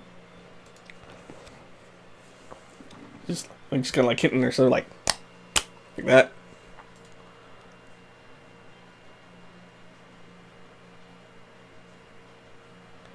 Are you sleeping already, Altria? Huh? Oh no, was I asleep? Just remember Tristan playing his harp and then... How this saddens me. I was merely trying to soothe your exhaustion. But I cannot help but notice you don't seem to care for my music, my liege. I mean, Maid Altria. I'm sorry. I'm just not used to hearing music. But it really did help me fall asleep peacefully. I'd love it if you played it again when it's bedtime. Ouch, you wound me, Maid Altria. No bard wants to be told his music puts people to sleep. Hey, you can't blame her. We've been walking non-stop nearly all day. We're all exhausted.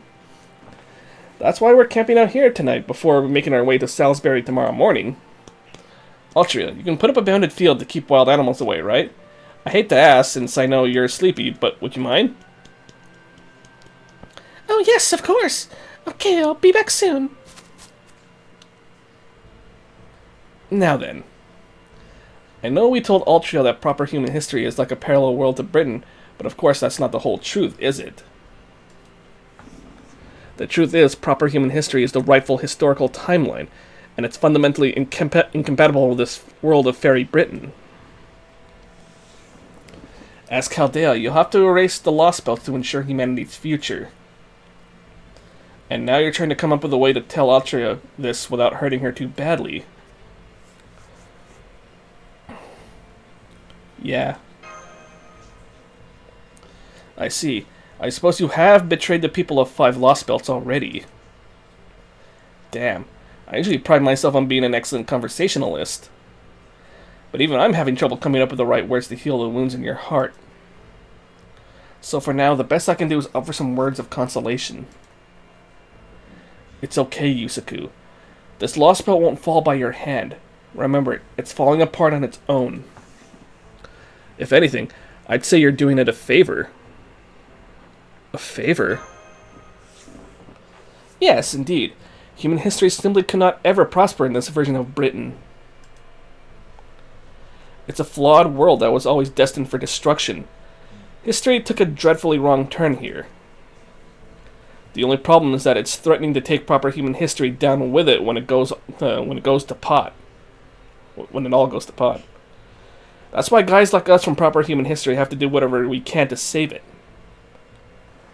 And that means defeating the one who's been ruling it from on high for 2,000 years. High Queen Morgan. Hold on. Did you say Morgan, as in that Morgan? Yep, that Morgan. The same one who proved to be King Arthur's ultimate Achilles heel in proper human history. Even after he united all of Britain. The extraordinary witch who lured King Arthur into countless traps so she could take Camelot for herself. And the mother of Mordred, the treacherous knight, the child of King Arthur who proved to be his downfall. She's the one who ultimately destroyed Britain, and here she's Fairy Britain's ruler, and she'll bring it all to ruin. Let's see. I think you Chaldeans would probably refer to her as this Lostbelt's king. Queen Morgan. Anyway, based on everything you've told me, it sounds like Morgan's behind the outside world abnormality. So long as you can defeat her, that should end the threat to proper human history. After that, you can just leave this place to its fate. Whether it falls apart or pulls itself back together, you won't need to feel bad about it. Look, over there. What was it a Lostbelt needs to survive again? A tree of emptiness? Well, I'm guessing that world tree, that giant ash over there beyond the sea, is it.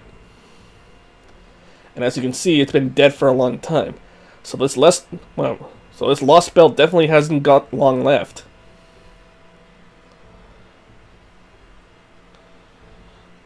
Was it ever on fire at any point? Oh yeah, now that you mention it, it was. It went up in flames not too long ago, then died out again just as quickly as it started. I wonder what that was all about anyway. Anyway, I think that's enough talk for tonight. Don't want to overdo the info dump.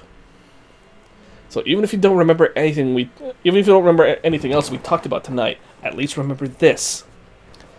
Defeat High Queen Morgan, ruler of Fairy Britain.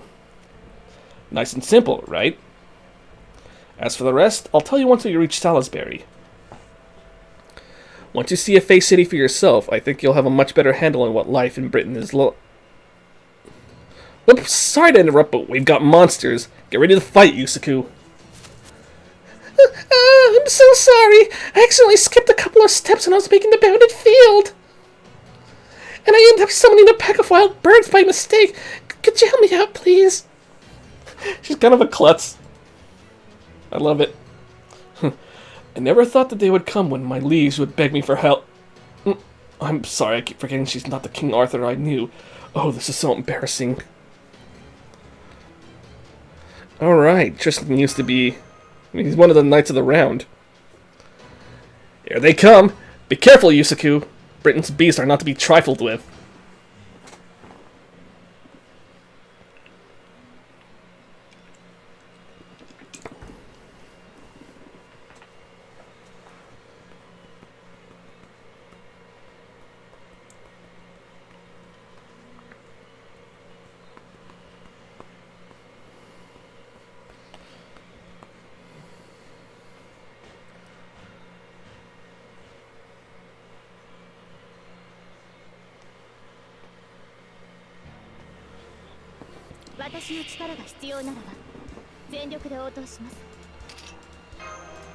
だけですカルメラ早だけですカルメラ You know, this is the first time I actually used Muramasa on a playthrough now. Because the only time because the last time I actually did a FGO summoning video before the Morgan banner was on New Year's when Muramasa was released. 石はいらねえ。木をよこしな。おう。下がってな。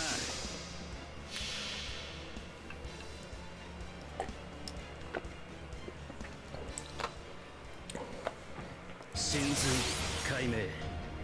完成に収束。鍛造技法臨界。これが俺の鈴狩り村正だ。 That's still one of my favorite noble phantasms of the game right now.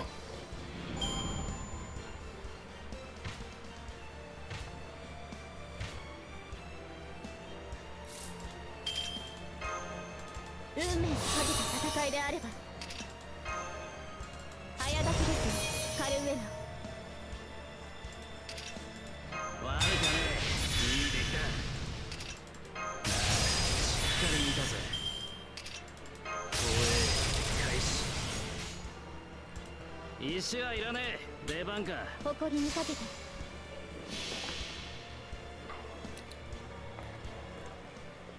真髄解明。完成に収束。鍛造技法臨界。これが俺の鈴狩り村正だ。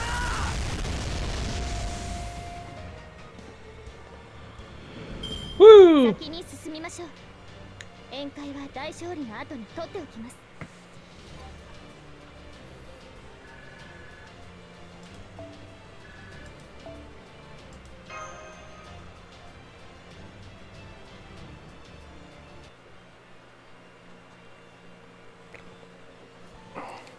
Yay, we won! No, we trounced them! Man, that feels good! This makes me happy. This is the first battle I've won handily since being summoned. Hey, Altria, are you actually pretty, competitive? Oh no, it's nothing really. I'm just glad I was able to contribute. I see. So you're already strong enough to handle a murder of nightcrows without so much trouble, hmm? Very nice. That's even better than I was expecting. Tristan, your bow might not be particularly strong, but its range is exceptional. You're clearly well suited for battles against large groups. With you on our side, I bet we can win no matter how outnumbered we may be. As for you, Altria, you're much more of a wild card than you look. Is that strange tool of yours handmade? A rare weapon like that will be very effective against an opponent who's never seen it before, especially as a distraction. And above all, your summons were fascinating, Yusaku. Temporarily summoning heroic spirits to aid in battle, huh? I had no idea it was such a flexible and powerful way to fight. Human magecraft doesn't tend to work very well against fairies, but summoning heroic spirits is definitely an exception. The only problem is how long you can last, given the incredible demands on your stamina, magical energy, and sheer luck. Plus, it seems like the longer the battle lasts, the more of a toll it takes on you. But as long as you're careful about that, you should be able to handle anyone, fairy or not. Wait a moment. Human magecraft? You can use magecraft, Yusaku? Sorry, I think it kind of cut off my voice. The one that kind of. Wait, you can use magecraft, Yusaku? Just barely, thanks to my Mysticode, but yep. Huh. Oh gosh, I'm sorry. I was just a little taken aback. You see, magecraft isn't really used much in Britain. Basically, fairies perform sacraments without any help from basic magecraft spells or mystic codes. So magecraft is considered unnecessary at best, and only practiced by weirdos at worst. In fact, to be totally blunt, if you tell people you use magecraft here, they tend to look at you all funny and ask why you'd go to all that trouble. I see.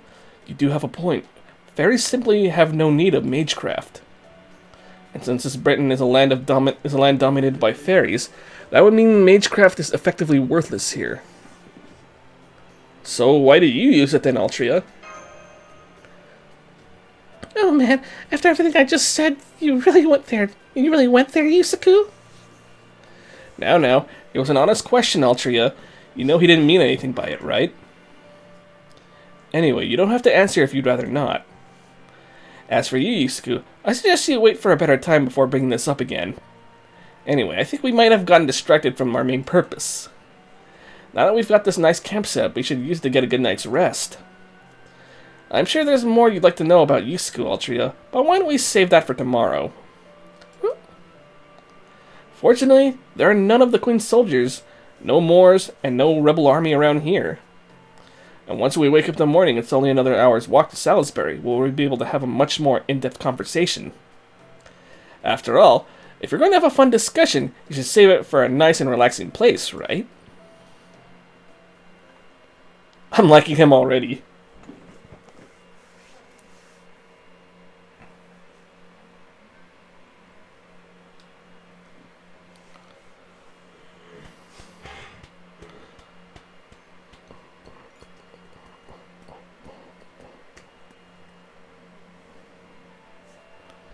Okay, no battles here.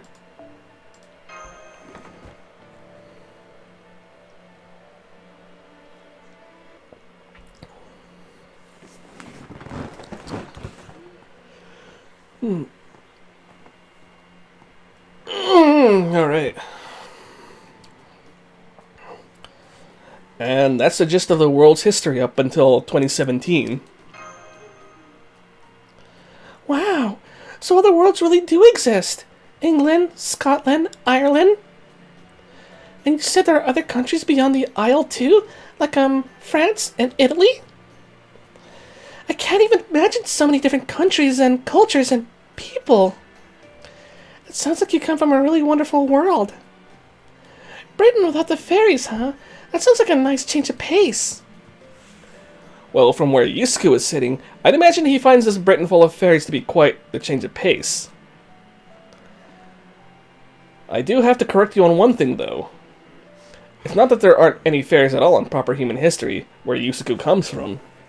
While mystics have definitely faded since the AD era, began, fairies are still around.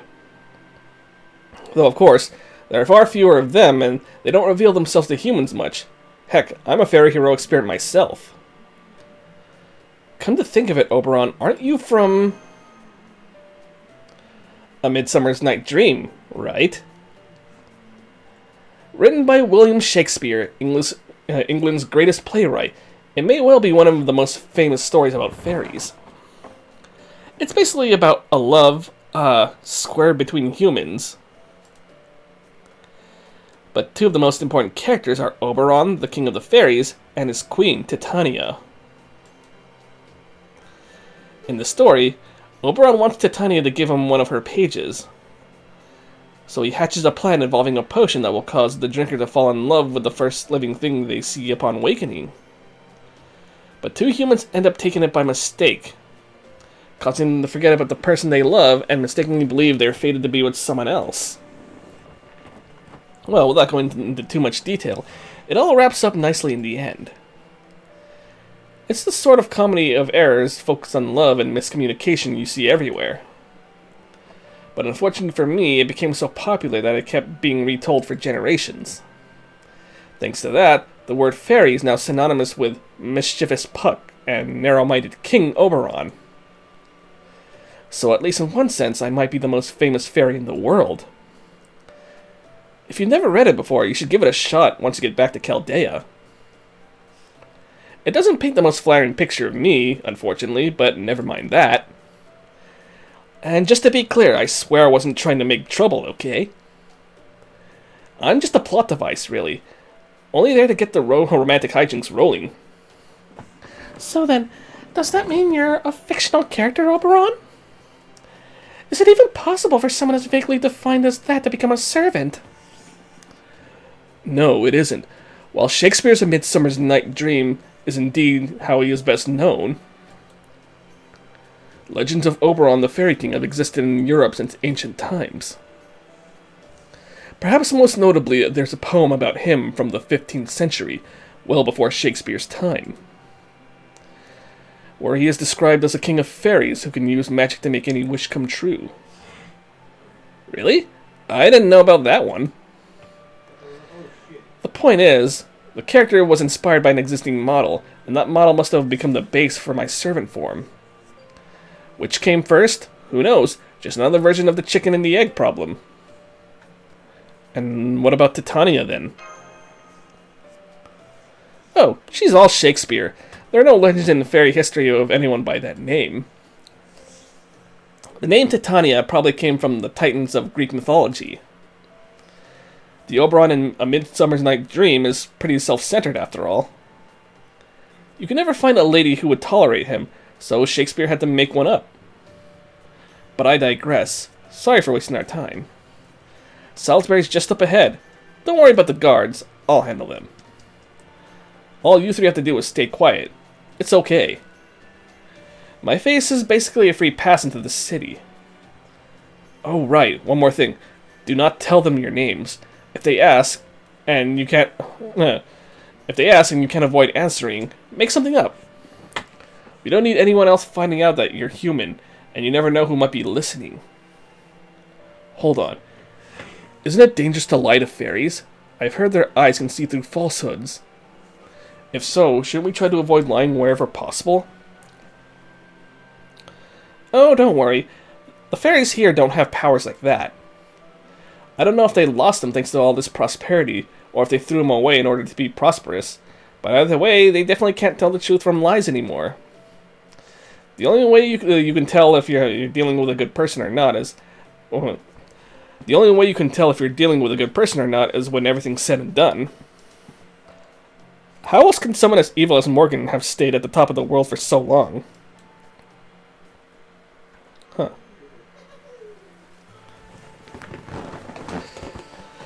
Ooh, finally, we're in a town.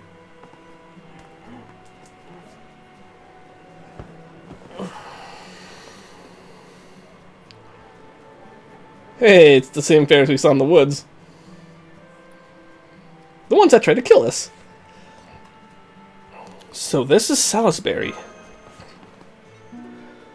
Ugh, how this gladdens me. The air here is very different from Cornwall. There may be fairies everywhere we turn here too, but I don't sense anything dangerous about them. They all seem happy and full of good cheer. Is there some sort of festival taking place today or something? No, this is just life in Salisbury. It's the only free city in all of Britain. There are about 200,000 people living in Salisbury. Some are wind, earth, and fang fairies. Some are fairies who emerge spontaneously from nature, and some are even independent humans. Independent humans? Humans who have won their freedom and now belong to no one but Britain itself. I was hoping to tell you about that aspect of life here once things have settled down, but I guess it was bound to come up sooner or later. And since the Great Cathedral is here too, this seems as good a place as any to get into it. You Chaldeans may have thought there were no humans in this Lostbelt, but strictly speaking, that's not true.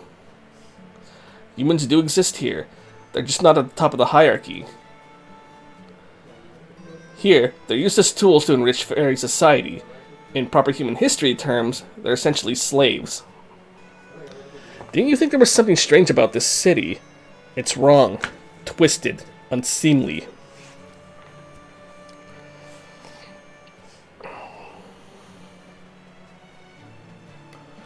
Now that you mention it, the idea of a fairy city does seem wrong. Oh, sorry. Exactly. Fairies are supposed to live in harmony with nature. Even when they form communities, it's always forest and children and stone. What's that? Yeah. Even when they're from communities, it's always forest children and stone children gathering them under the same great mother. They're always just the divided spirits of the planet who never possessed a culture of their own. But as you can see, Fairy Britain has become a place where fairies imitate human society. For about 14,000 years, the fairies here have raised humans like cattle. In that time, they used humans' innate creativity as entertainment, which in turn allowed them to flourish. Fairies live long lives, and they require no sustenance whatsoever. Since there's nothing they can do, they can never change and they can never try anything new.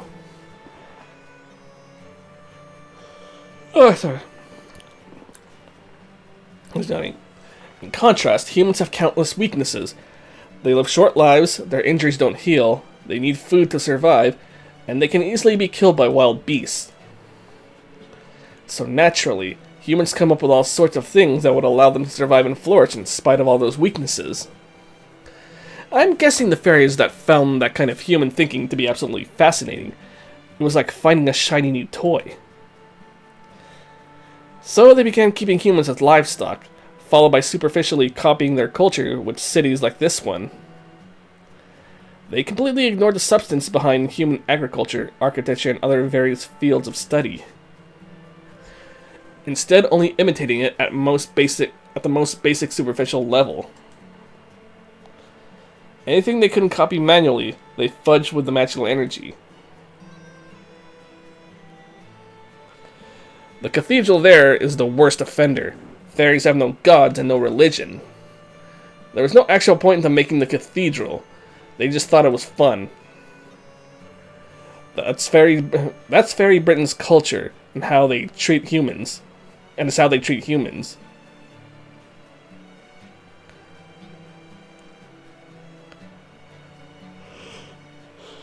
Okay, so basically they ripped off human culture. Well, yes, I guess you could put it that way. Still, as a fairy myself, I can understand how things got to this point. While they definitely took it too far, it makes sense they'd get like this in a world where humans are endangered. Both in proper human history and in this Lostbelt, humans are fairies' favorite source of luxury entertainment. This land came to be known as Fairy Britain when fairies began regulating humans at a societal level.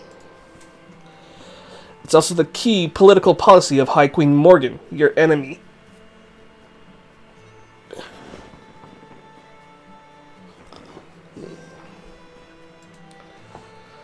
Huh? You guys are going to fight Morgan? Yep. Or at least that's the current plan. Isn't that right, Yusaku?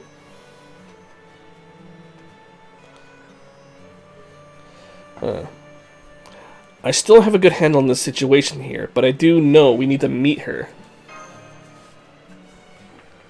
But first we need to find my other two companions. Oh right, we do, don't we? First things first and all that. Why don't we start with the pub? There's always people coming and going in pubs, and some of them may know something useful. Altria?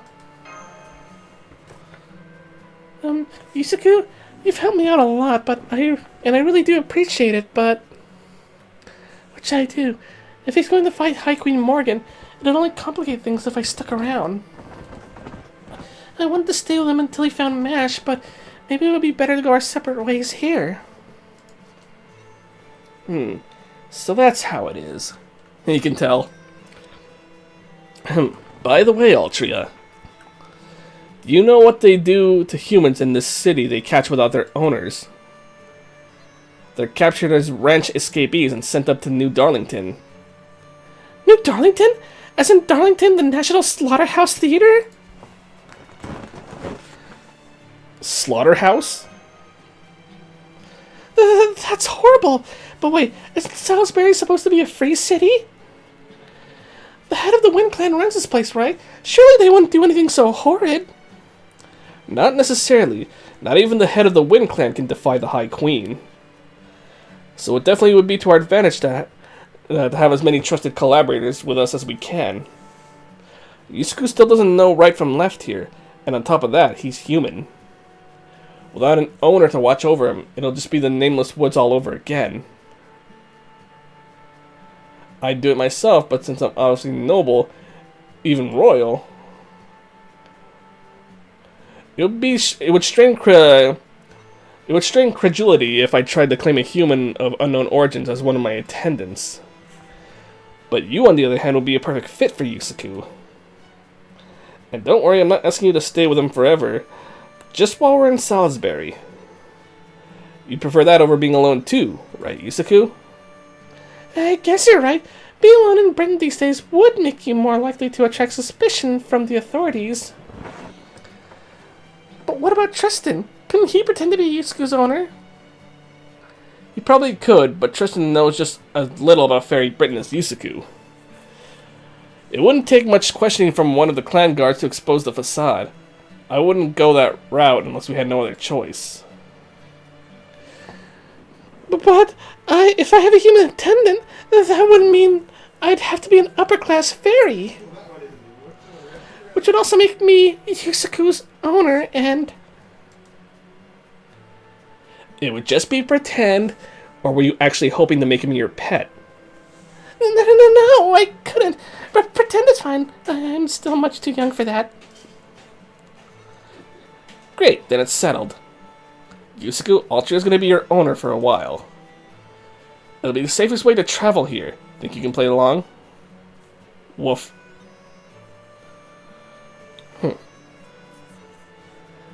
Thanks for doing this, Ultra. Okay, if you're sure you want me for this, then I'll do it. Besides, we come this far together, so I certainly don't mind traveling together a little more. In fact, looking at the bright side, this is actually making one of my childhood dreams come true. Oh? What dream would that be? The same dream every fairy who grows up in the country has, joining the ranks of upper-class city folk. I think Oberon could tell what was going on. Hey there, my good Salisburyans. How are you all this fine day? That's right, it is I, Oberon, the Fairy King of the Autumn Woods, the Missionary of Peace. The Missionary of Peace, Flowers, and Fairy Tales, here to grace you with my boisterous presence. Hey Oberon, glad to see you're doing well. Nice to have you back in Salisbury again. Just make sure you don't put anything on your tab today, you hear? Oberon, I knew coming today... Oberon, I knew coming today... oh, to day drink, okay, I think... I knew coming to day drink was a good idea. Oi, when you paying back the money I lent you? I still have to thank you for the help the other day, Oberon. Your advice really got the trees in my backyard to settle down. I'm still waiting for you to pay me back, though. Lovely Oberon, you have some time to spare, right? You simply must attend our tea party today. I'm still waiting for you to pay me back, though. Did he borrow money from everyone? Damn. There's the poor little prince with the 10,000-year tab. Don't worry, I'll cover this round. I'm still waiting for you to pay me back, though. Everyone's saying that. Will you all cut that out? No, will you all cut that out? Stop pointing out how popular I am. I'm here with some important friends today. Save the money talk for another time, alright? We know, we know. Don't worry, we're all just joking. You've enriched our lives way more than the Queen's banknotes ever could. We're happy to treat you. You're in debt, Oberon? So you're poor, even though you call yourself a king? Well, yes, my financials are a little lean just now. Bluntly, I'm flat broke. But what do you expect? When I was summoned to Fairy Britain, all I had on me was this cloak. I woke up in a forest piled high with dead leaves, with literally nothing to my name. Usually in a situation like that, I'd be too bummed to do anything but wait for help from proper human history. Give me a sec, folks, I'll use the restroom.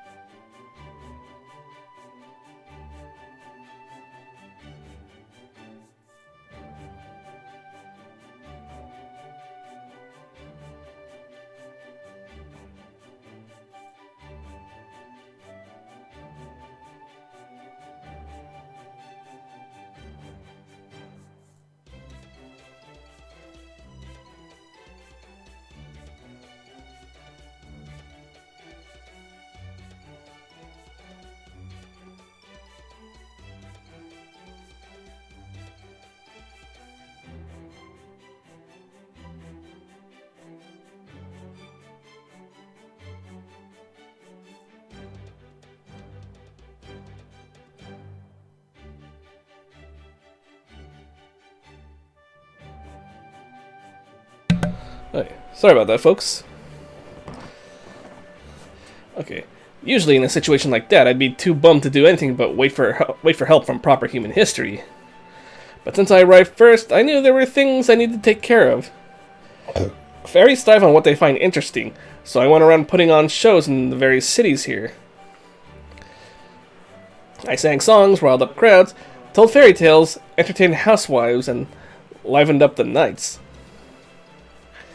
Over time, the people of Britain came to know me as the regal fairy king of a fief nobody's heard of.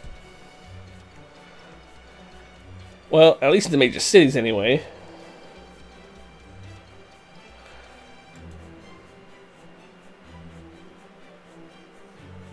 Oh, sorry. I was looking at something else, too. Oh, I didn't know about you because I'm from the countryside.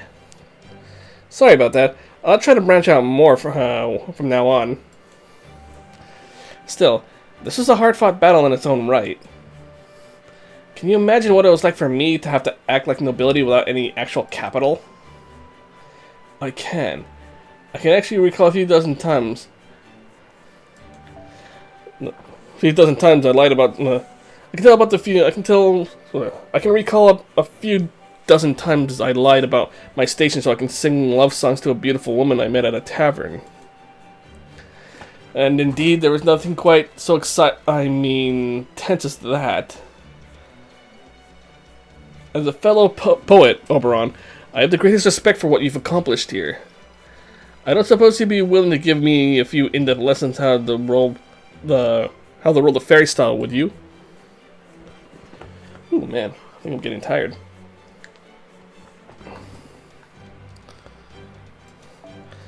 If you'd really like to learn from me, I'd be glad to teach you what I know. Besides, with your music backing me up, I bet I'll be able to expand my clientele even more. Now I see. You're both scoundrels who can't be trusted around women. Anyway, where should we sit, Oberon? My favorite table is the one around the back, on the raised floor. It's harder for other customers to see you there, and it gives you a full view of the whole pub.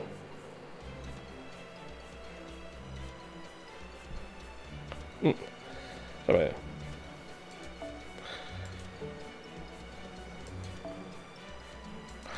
Yeah, it's harder for the other customers to see you there, and it gives you a full view of the whole pub.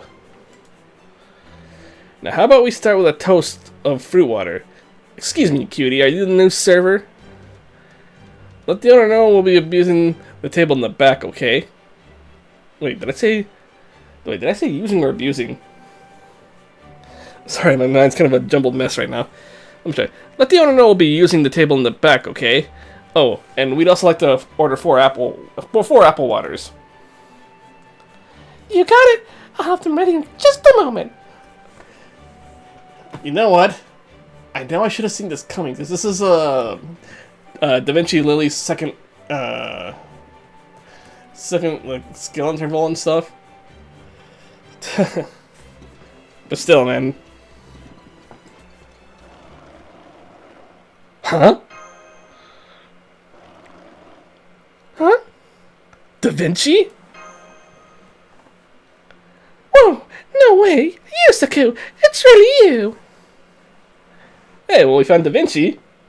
Of course she'd have the maid outfit on. I think I'm jumbling up my words now, so I'm glad I'm making this the last section I'm doing for today. And the last arrow, too.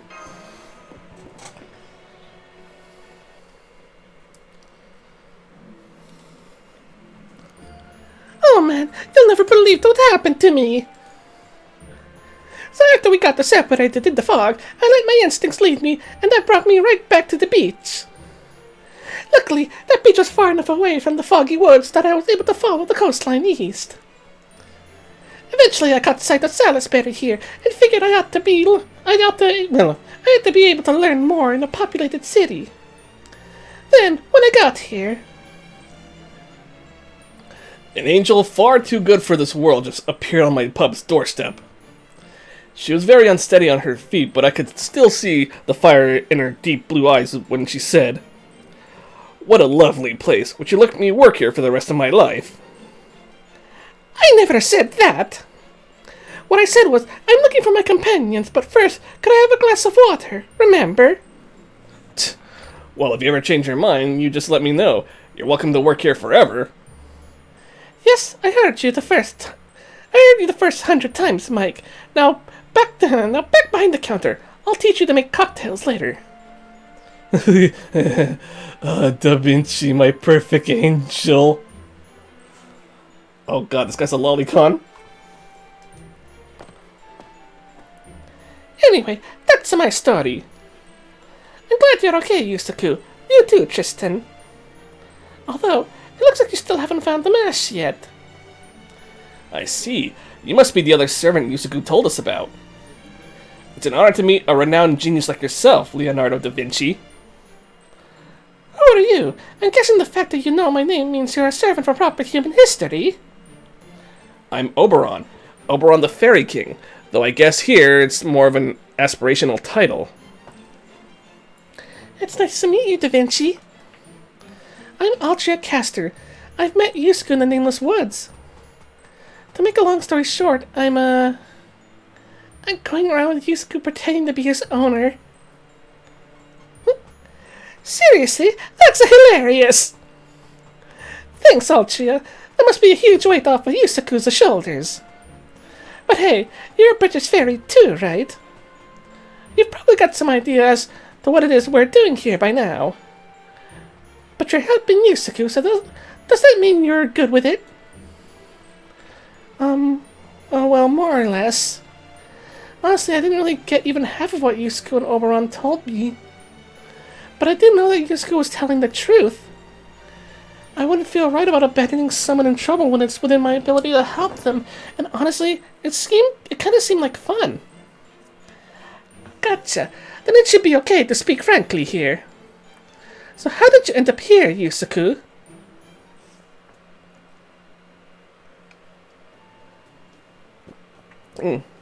Wow, sounds like you guys had a hell of a time in that forest. I'm glad you made it out of here. Made it out of there, okay? Thanks for keeping them safe, Tristan. You too, Oberon, Altria. So we still don't know much about Britain. We have no idea where Masha is. But we do know that she's still alive, and Oberon is flat broke. He's like, Okay, now that we're all on the same page, we can figure out what to do next. You made the right call, Oberon. We shouldn't be wandering aimlessly around Britain right now.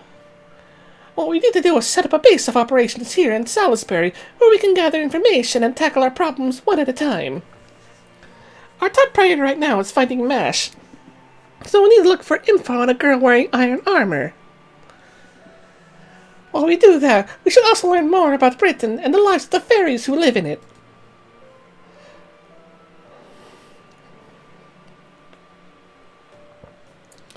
what did you have in mind for the base? Do you have a place of your own here? I sure do. This pub doubles as an inn. Well, technically, they just copied a man-made inn without knowing what it was for. So I taught Mike about inns and how to put all the extra rooms he's got here to good use. And as a little reward for my services, I got to take 3 of the second-floor rooms for myself. I knew we'd eventually find each other and that we need a Chaldea frontline base when we did, so that's why I went ahead and made one. Wow, I'm impressed, Da Vinci. And I know Lancelot would be especially blown away by what you've done here. Is this Lancelot person also a young girl? This is Lancelot person. Just gonna laugh. This is great. I can already tell this Da Vinci friend of yours will be a huge help. Alright, since it seems like you guys have things well in hand now, I think I'll take my leave. I've actually got a lot of other things I still have to do. You're going off on your own, Oberon? Yep, I'm going to see what I can find out about this Mash girl. Not to mention, we also need more. We also need more information about Britain as a whole. Now that you Chaldeans have come here, things are definitely going to change. And since we still don't have many allies on our side yet, I want to make sure we know where things stand in every region. But we'll see you again soon, right? Of course, especially now that I know where I can find you all. Don't worry, the next time you see me I'll have good news. In the meantime, I suggest you all get acclimated to Britain sooner than later. Well, damn, he sure didn't waste any time. I'm glad he's on our side, but he definitely dances to the beat of his own drum, doesn't he? Indeed, and that colorful outfit of his speaks to me. It tells me he is, without a doubt, the same kind of poet as me.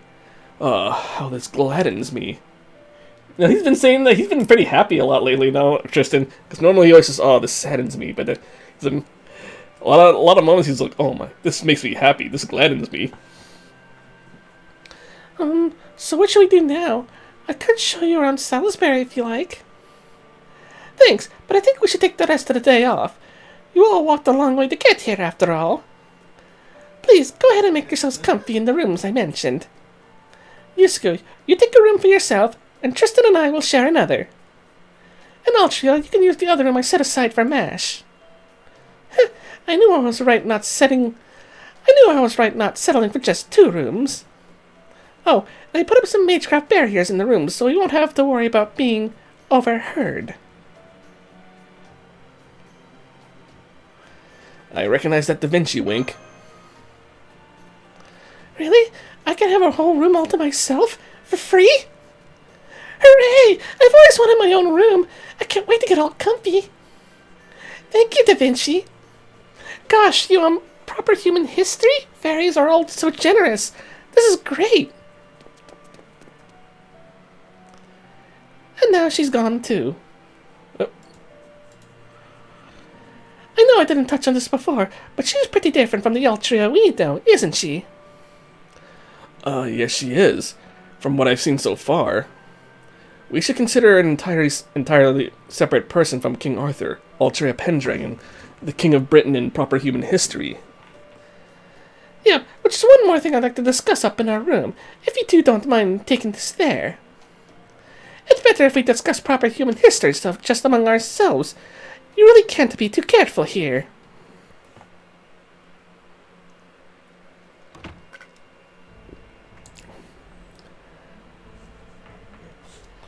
Alright, let's begin sharing what we've learned, starting with this version of Britain. You probably got the sense of this yourselves on your way to Salisbury. But this Lostbelt is very different from all the others we've seen so far.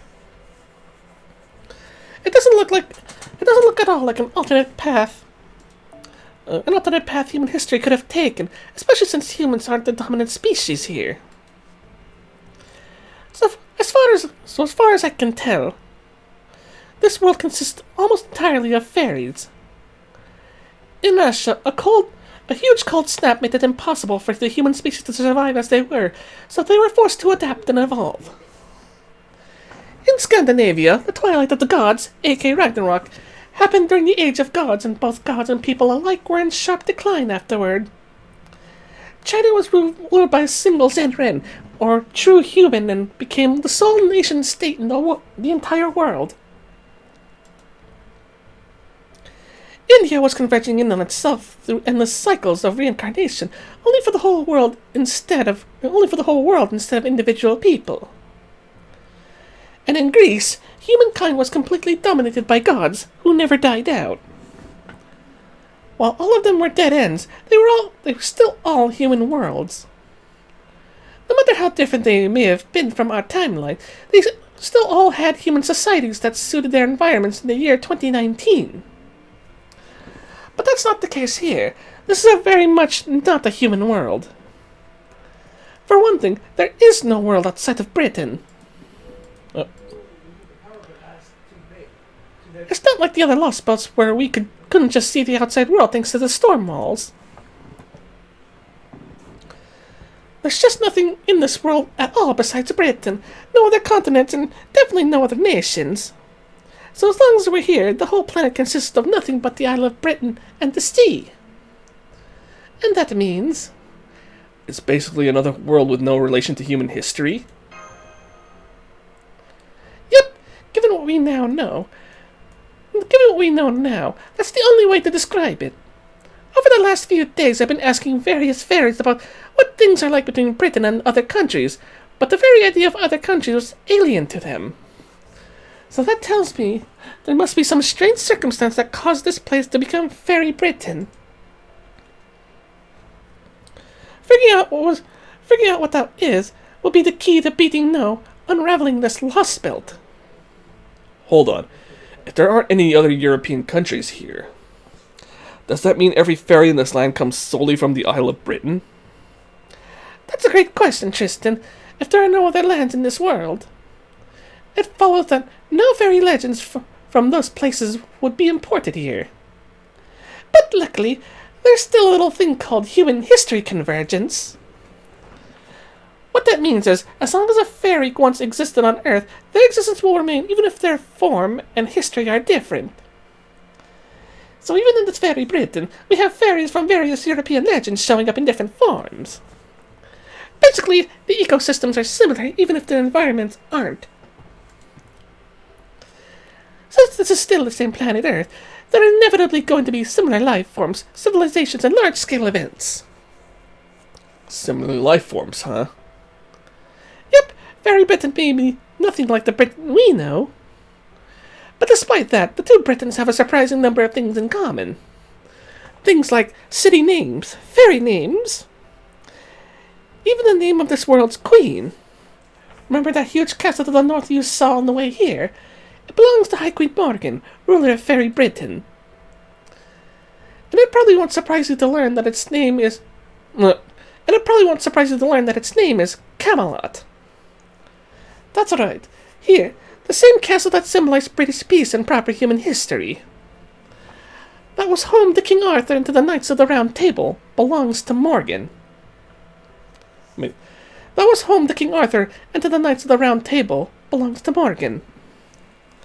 The strongest, most despised witch in British history, and the one indirectly responsible for King Arthur's death and Britain's downfall.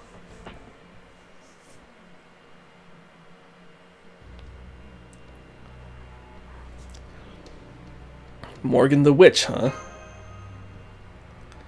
Yep, as far as I've been able to find out, Morgan's ruled Fairy Britain for almost 2,000 years. There are 6 different fairy clans here: Wind, Earth, Fang, Mirror, Wing, and one other. They waged war with each other constantly for thousands of years. Until Morgan used evil magecraft to defeat them, subjugated half of the clans through force, and united all of Britain. Afterward, she gave the humans of this world a limited degree of freedom and made them build a foundation for civilization. And developed this imitation society over the course of the last 2,000 years. Morgan. So even in this Lostbelt, she's still trying to... But no, I suppose I shouldn't say that. I'm sure this Morgan is a different person from the one we know. So what exactly is her reign like? Since she calls her Castle Camelot, does that mean it's fair and just in the way King Arthur would be proud of? No, it's pretty horrible. She has strict limits on the number of humans that can be born each year, and she rules the fairies with an iron fist. Every fairy that lives in an urban area is inscribed with Morgan's curse, command spells, as part of their civic duty. And every year, fairies inscribed with these command spells are forced to donate some of their vitality, magical energy, essentially. They call it the existence tax. Oh god, existence tax. Just imagine if there was just imagine if we had like a existence tax label on us in this world. God damn, that would be hell.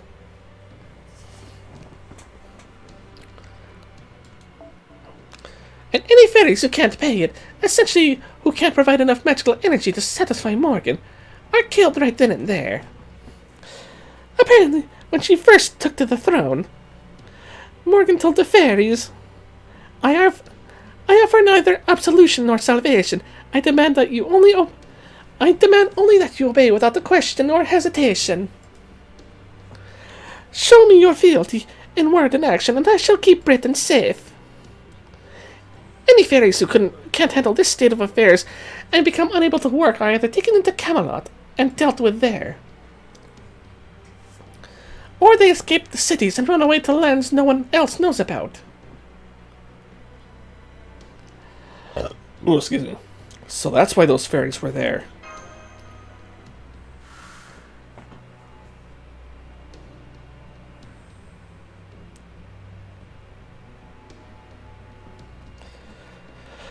Such an oppressive regime is bound to spark opposition. But even so, Morgan has maintained her iron grip on Britain for 2,000 years. Yep, which just goes to show how powerful she must be. She takes half the soul of every fairy in Britain each year, and there's still no fairies able or willing to stand up to her. That said, there are some positive sides to Morgan's reign.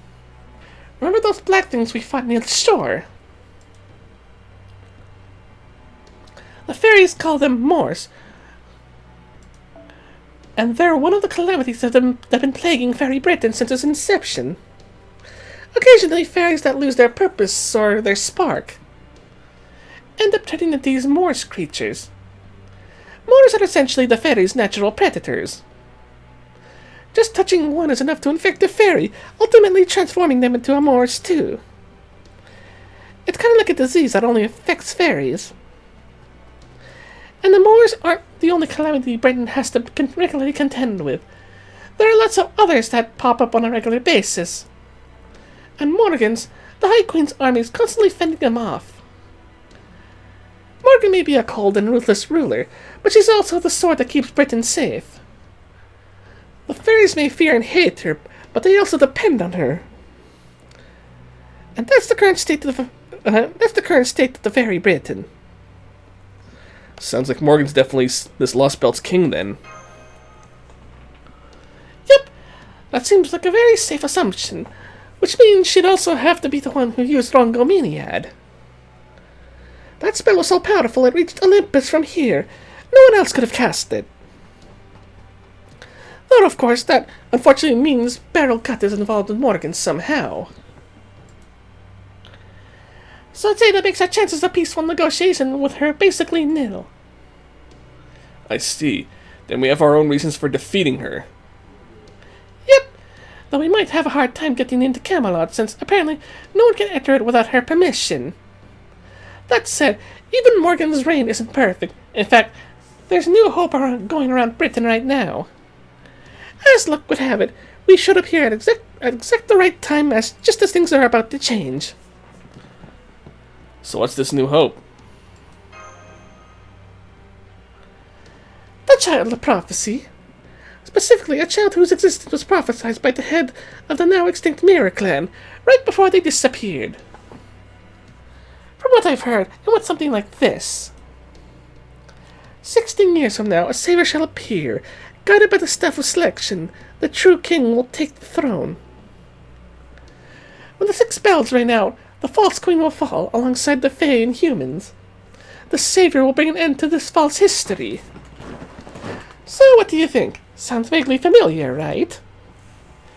It's got credibility out the wazoo, too, since the Mirror Clan's prophecies have never once been wrong. The High Queen's been trying to prevent the inevitable by rounding up every fairy who turned 16 this year. But the fact that this child of prophecy hunt is still going on proves that she still hasn't caught them. Suffice to say, between the Moors and the child of prophecy alone, the cracks are showing in the High Queen's reign. So if we play our cards right, we might just be able to negotiate with Morgan after all. That said, finding Mash definitely comes first. For the time being, you should rest up and recover your strength. Then tomorrow we can start gathering information, quietly and casually, of course, so as to not arouse suspicion.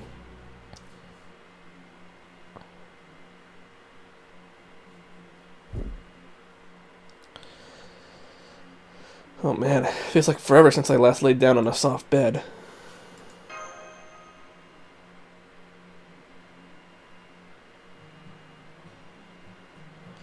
British Lostbelt, High Queen Morgan.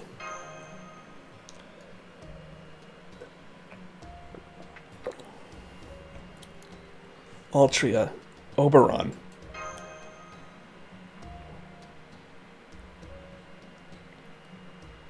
Mash, wherever you are, please be safe.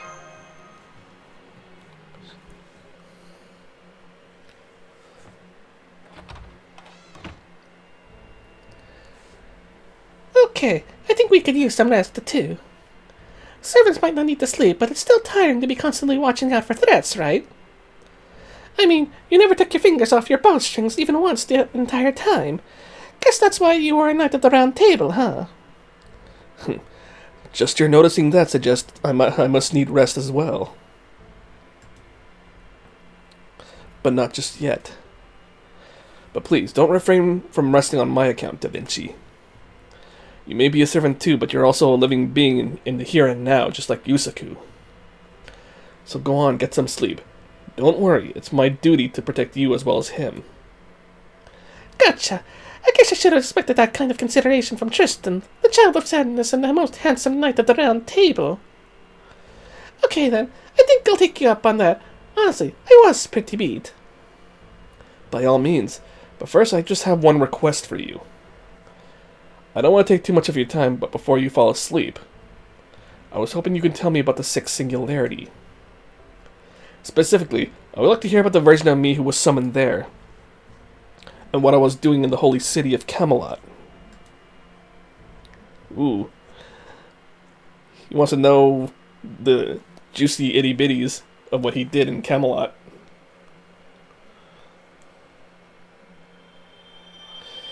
And it's the reason why Dove has such a hate boner for him.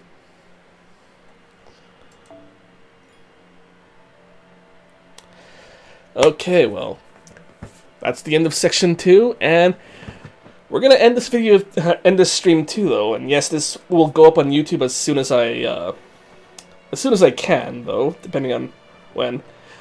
And I think, because I got work later today, well, it's gonna be like I said, I have a night shift going on currently, so I don't know if I'll be doing another stream at the night though. But then I'll have more days off after today, so either tomorrow or Sunday or probably next week, because I do have next week off after this recording. I'll probably try and go stream as much of this as I can. So in any case though, I want to thank you all for tuning in. I can't wait to continue more of this though, because I've heard from a lot of people that who played the JP version that this story is one of the best ones to date for FGO. So until then, I want to thank you guys for tuning in, and we'll see you guys again next time. Alright, take care.